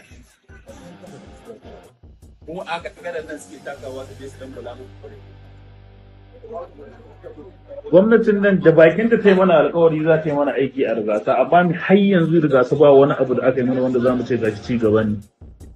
Hanyar ta lalace. Mutanen unguwan nan suna ba da gudunmawarsu fiye da yadda ba kwa tunani. Suna yin zaɓe, an yi musu alƙawari za a yi musu kwalta, har yanzu shiru. Wannan fa ba rafi ba ne, hanyar ruwa ne. Hanyar ruwa ne fa kamar haka da kuke gani. Mutane suna wucewa, har yanzu shiru ake ji. Gwamnati dai tana yin aikinta akan inda ma bai kamata ba, amma asalin rigasa ba ta samun komai. Rigasan ba ta amfana da komai ba, asalin rigasan nan layin makere ne wanda zai kai ka asibiti. Erosion problem, abandoned projects, and long-time neglect, by government. Of course.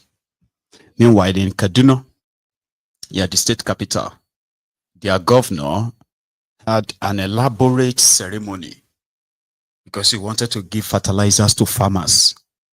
And they have to kind of like put up a show for that. They all do that.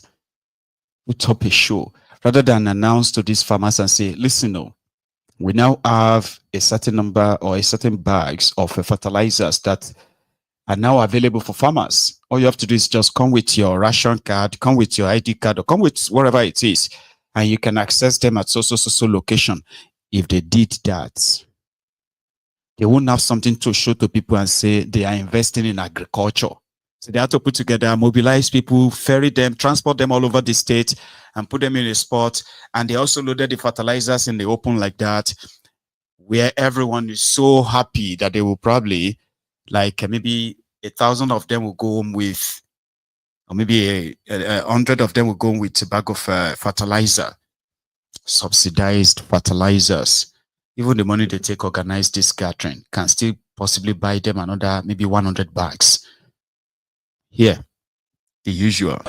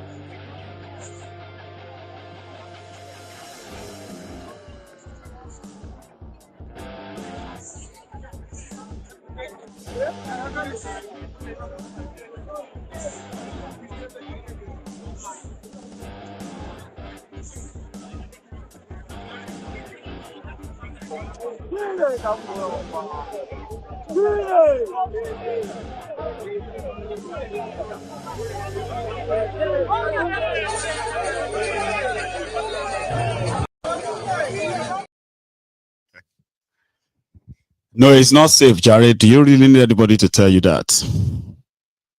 If it is safe for farmers to go back to the farms, the food productions, farming, harvesting, and the rest of that, the effect of that would have been felt by now, not them spending so much in importing their food into the place.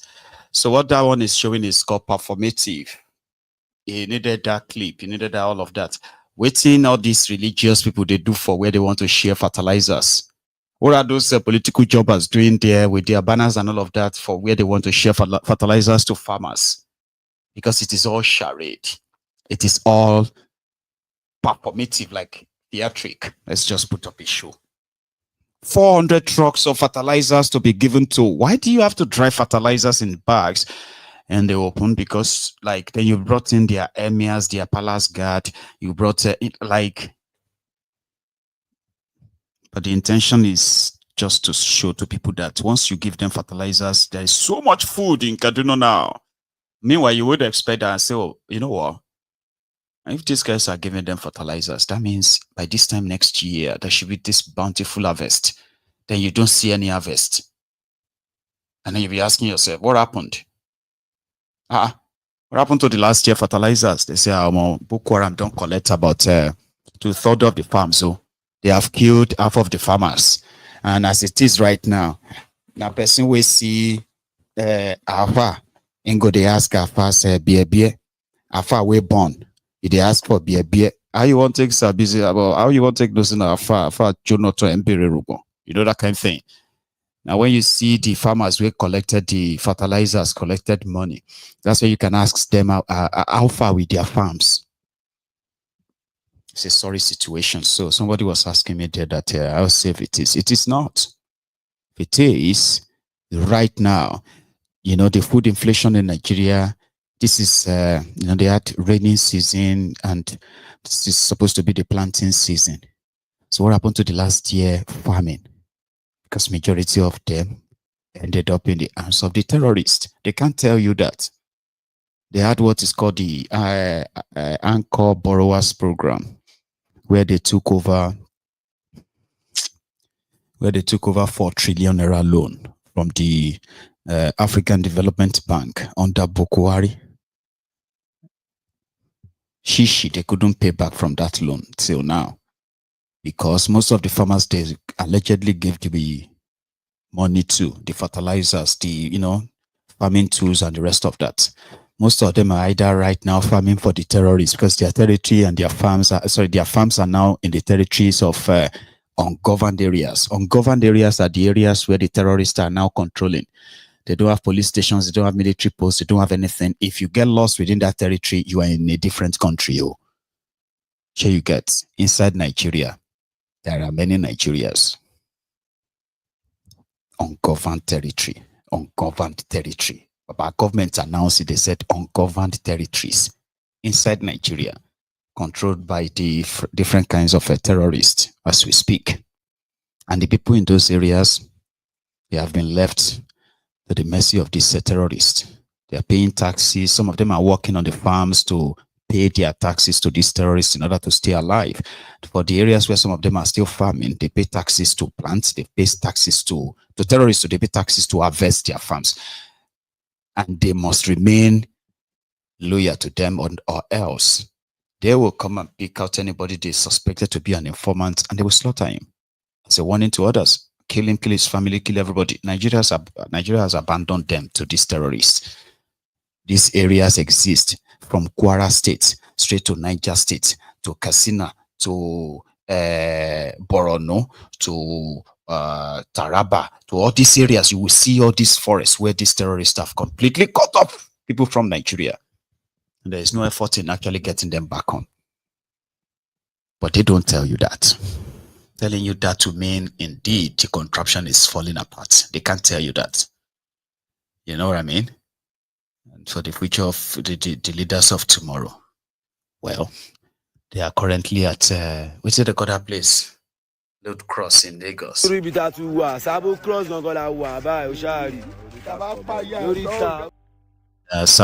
Cross, that one is in Lagos. They call it Sabo Cross in Lagos. So they're like, about I see because anybody to mama our leaders of tomorrow.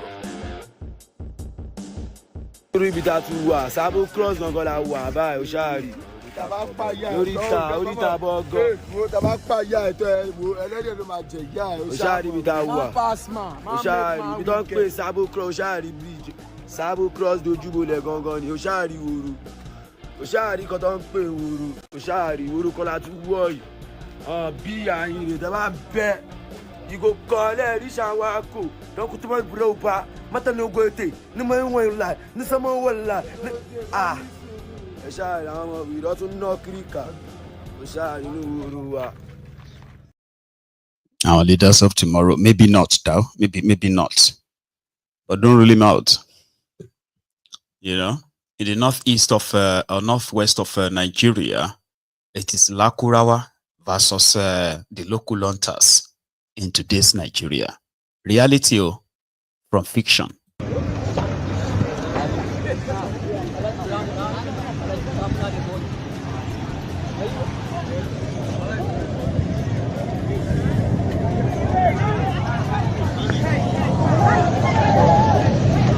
Alhamdulillah.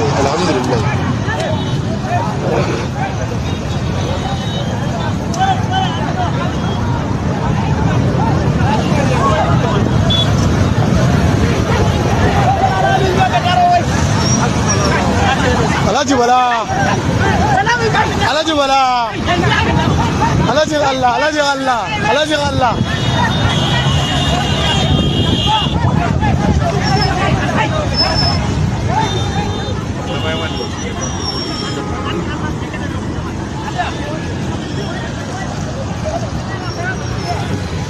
Alhamdulillah, alhamdulillah, alhamdulillah.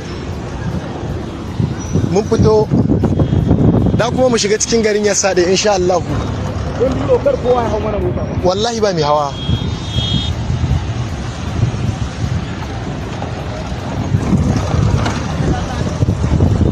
Alhamdulillah.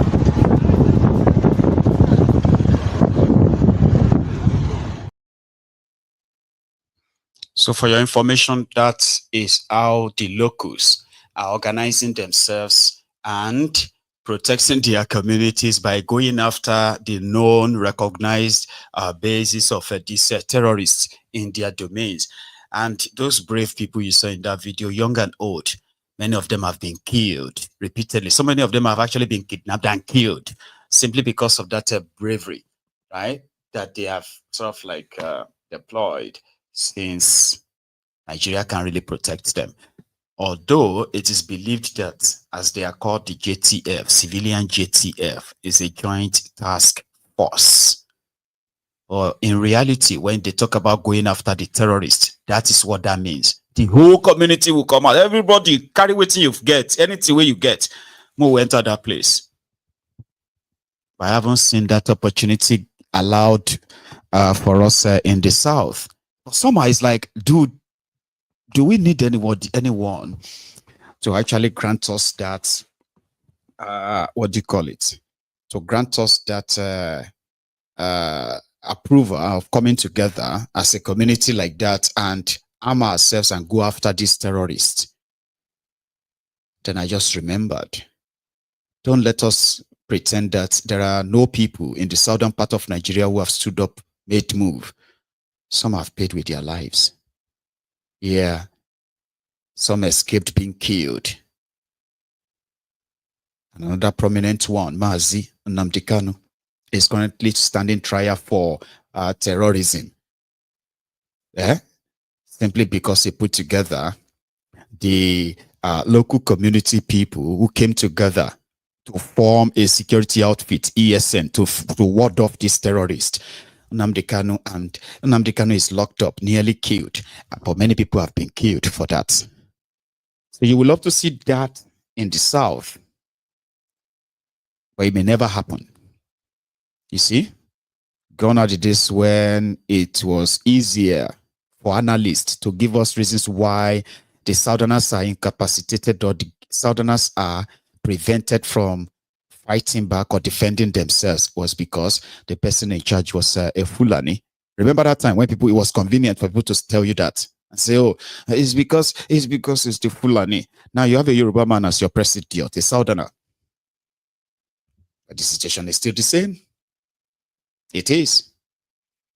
So that tells you that it is not about individuals, it is actually systemic. So I don't know if it is really a good thing though, right? But somehow they said you could hear from that video when one of them was saying Alhamdulillah, Alhamdulillah, because it was a successful outing where they believe that they succeeded in chasing away these murderous terrorists from their community, far, far away from them. And hopefully they will never come back. You know? So you want to see something like that in the South. I want to see something like that too, but we may never see it. Okay? We may not. But let's leave that as well. All right? Solo Dump just fired one unprovoked shot at Peter Obi, but he didn't mention his name. So he was somewhere campaigning for his own second term, as he is currently campaigning to go for second term as Anambra governor. So he was addressing his supporters to kind of like ignore anybody, any politicians that comes to them and say, well, I'm from the same zone with Solo Dump, okay, but I'm just going to do one term so that the power can now go to Anambra Central or something. And he went on to say, any politician that tells you that he will do a term when he is elected deserves to be locked up in a psychiatric hospital. That's what he said. in his own words. Soludum. Now, after anybody who is contesting for governorship from Anambra South is on an island, is trying to disrupt the zoning system in Anambra. Some of them want to come to lie to us.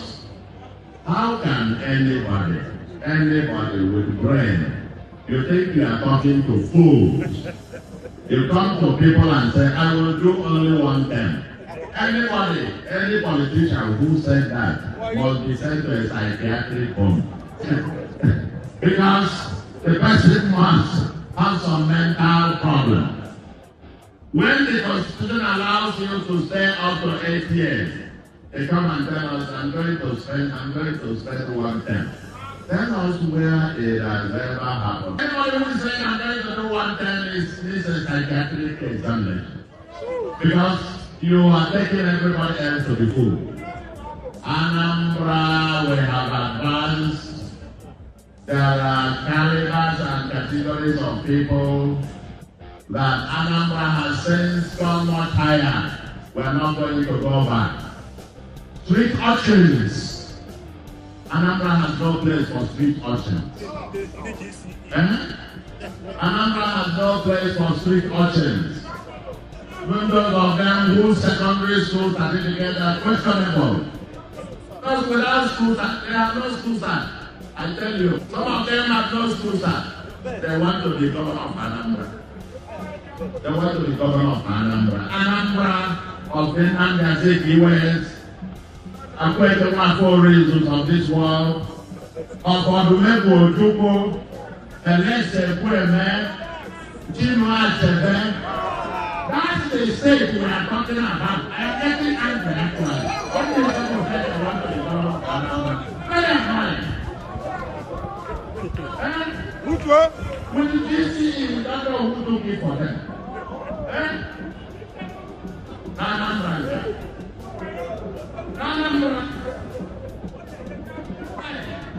Anyway, let's have fun.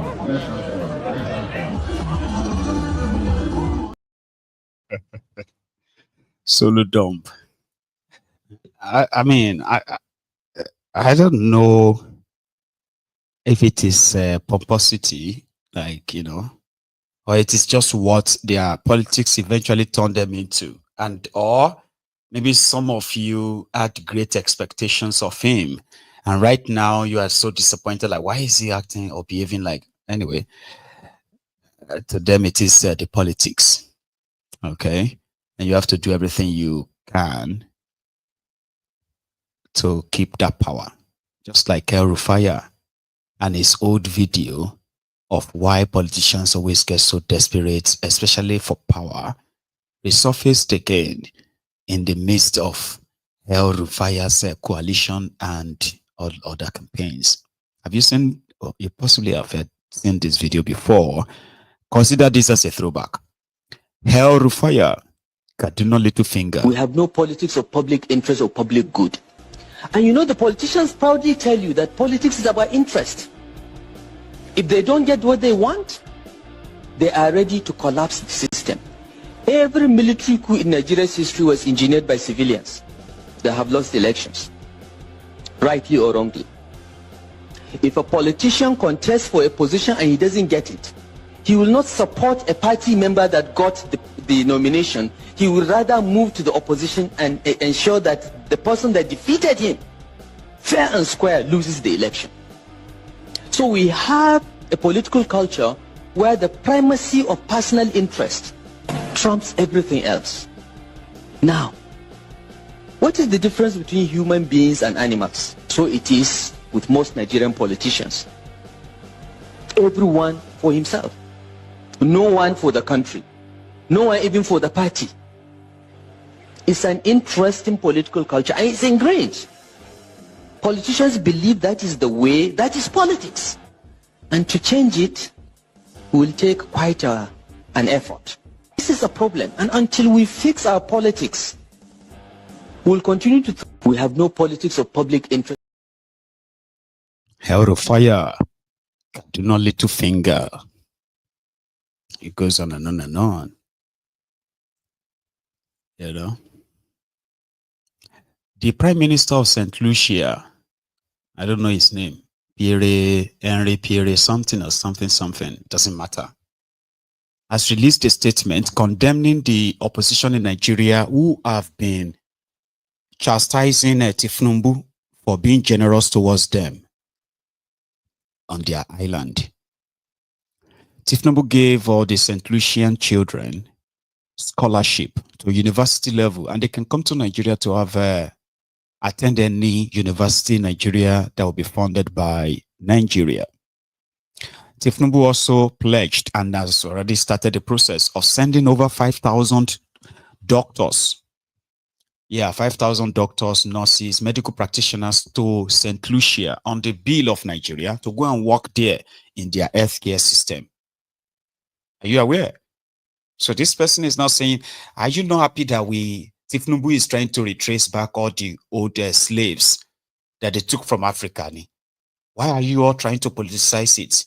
Nigeria is the big brother of all the black people, blah, blah, blah, blah. I don't understand what he's saying, but maybe you can, or maybe you will understand. The vilification and denigration of the president of Nigeria, Bola Tinubu, by a politically motivated group, tacitly supported by the opposition party, was another demonstration of the harmful effects of the legacy of slavery, self-hate, and a readiness to accept African people and their descendants as inferior.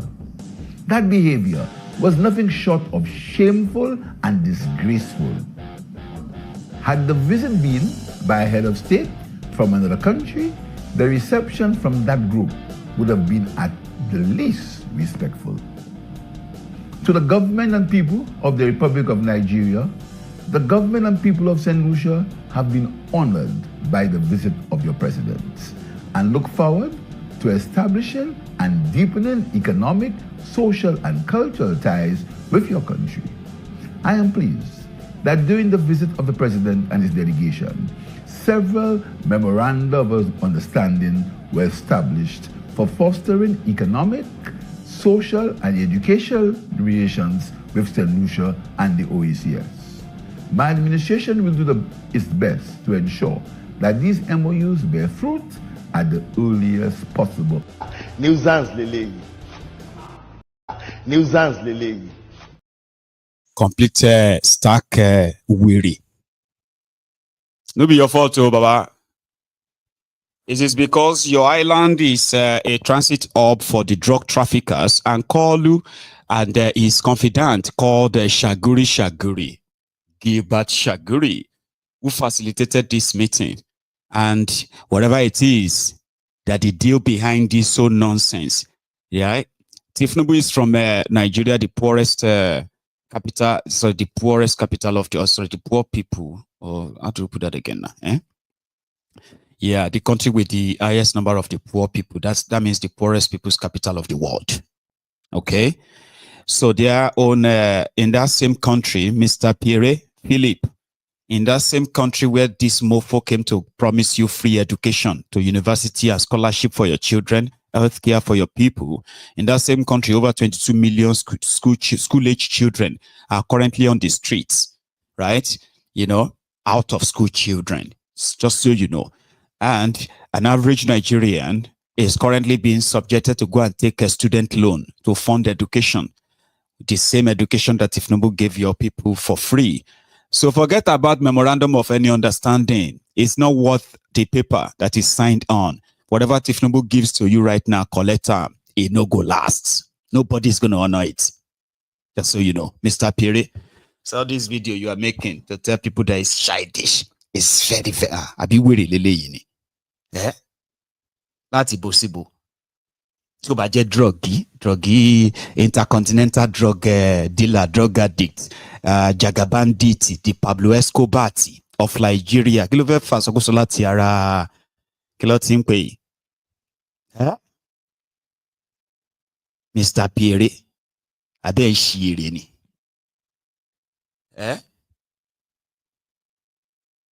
Do you know? Yaya Bello máa ṣẹ̀wọ̀n lẹ́yìn ìjọba. I know. Yaya Bello máa ṣẹ̀wọ̀n lẹ́yìn ìjọba. Do you know? GYB máa ṣẹ̀wọ̀n lẹ́yìn ìjọba. We know. GYB máa ṣẹ̀wọ̀n lẹ́yìn ìjọba. Ìwọ yẹ̀yà. Nuisance lele. Just so you know, it's a reminder. Let's go to something else. So people are already, complaining about what thiefnubu is about to do with this DG Media Summit, where they have put together all the vuvuzelas from all the social media platforms, the Ronokus, the young, the old, the, big, small, and all that, put them up inside the Aso Rock. They are feeding them right now, and they are teaching them how to work on social media in a way that they can curate,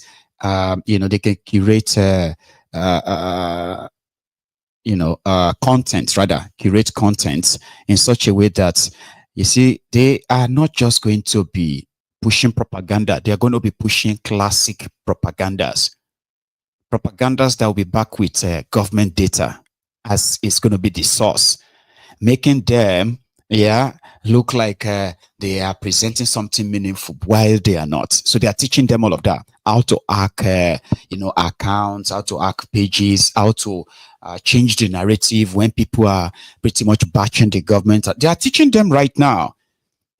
And again, people from the eastern part of Nigeria were there too. They said every geopolitical zone is represented. Kind of.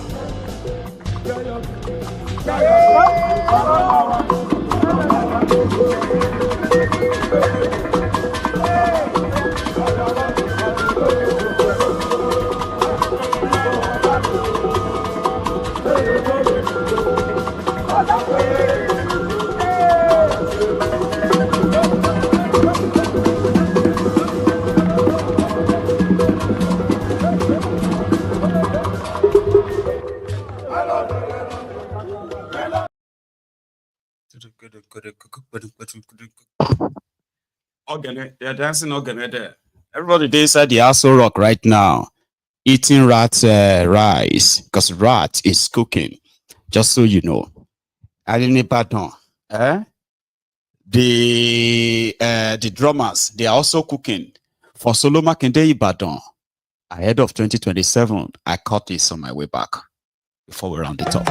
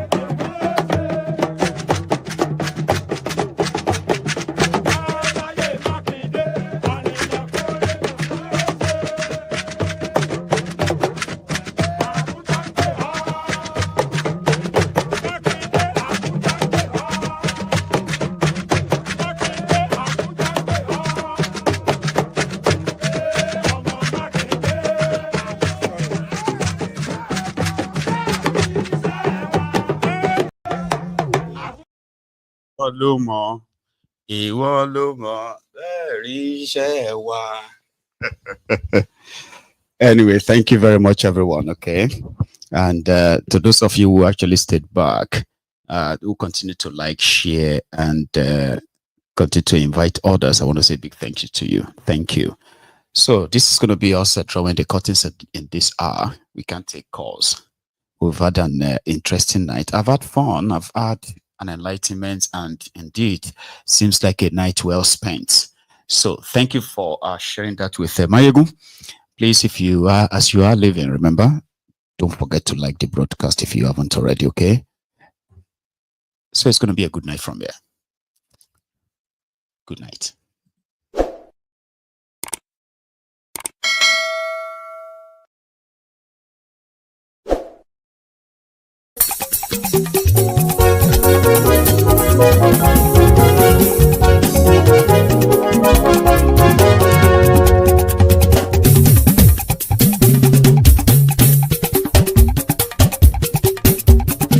Maiyegun làwa mọ̀ làmọ̀ tó dòdòdò. Maiyegun Diary, Maiyegun #1. Maiyegun làwa mọ̀ làmọ̀ tó dòdòdò. Maiyegun Diary, Maiyegun #1. Maiyegun ti dé o, ọ̀rẹ́ ará ìlú. Maiyegun Diary, Maiyegun #1. Lórí Facebook, lórí YouTube. Maiyegun Diary, Maiyegun gbogbo bó ṣe ń lọ ni Maiyegun já wa sí. Maiyegun Diary, Maiyegun #1. Àṣírí ọ̀jẹ̀lú kì í bò níbẹ̀ o. Maiyegun Diary, Maiyegun #1. Bó bá ṣe eré àní Maiyegun máa wí. Maiyegun Diary, Maiyegun #1. Ó sì tún ṣe eré wàá gbọ́ níbẹ̀ o.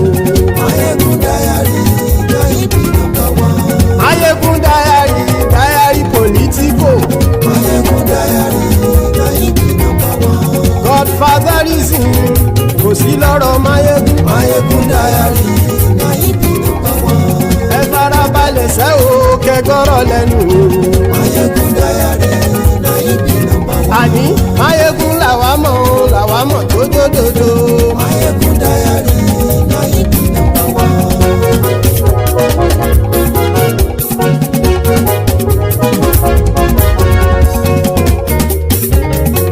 Àní ẹ̀sùn ràkì. Maiyegun ti dé. Maiyegun ti dé. Ọ̀jẹ̀lú ẹ̀sùn ràkì. Maiyegun ti dé. Àní ẹ̀sùn ràkì. Maiyegun ti dé. Lórí Facebook. Maiyegun ti dé. Àní ẹ̀sùn ràkì. Maiyegun ti dé. Lórí YouTube. Maiyegun ti dé. Àní ẹ̀sùn ràkì. Maiyegun ti dé. Bọ́ bàbá gbé wúrẹ́. Maiyegun máa wí. Àní ẹ̀sùn ràkì. Maiyegun ti dé. Ijó ìgbádìyẹ. Maiyegun máa wí. Àní ẹ̀sùn ràkì. Maiyegun ti dé. Bí pẹ̀sìdó bá rúfin o. Maiyegun máa wí. Àní ẹ̀sùn ràkì. Maiyegun ti dé. Bí gómìnà kówó jẹ. Maiyegun máa wí. Àní ẹ̀sùn ràkì. Maiyegun ti dé. Ọlọ́pàá tí ń darí bá. Maiyegun máa wí. Àní ẹ̀sùn ràkì. Maiyegun ti dé. Aṣòfin tí ń rúfin o. Maiyegun máa wí. Àní ẹ̀sùn ràkì. Maiyegun ti dé. Òpùrọ́ olóṣèlú. Maiyegun máa wí. Àní ẹ̀sùn ràkì. Maiyegun ti dé. Ọ̀jẹ̀lú ẹ̀sùn ràkì. Maiyegun ti dé. Àní ẹ̀sùn ràkì. Maiyegun ti dé.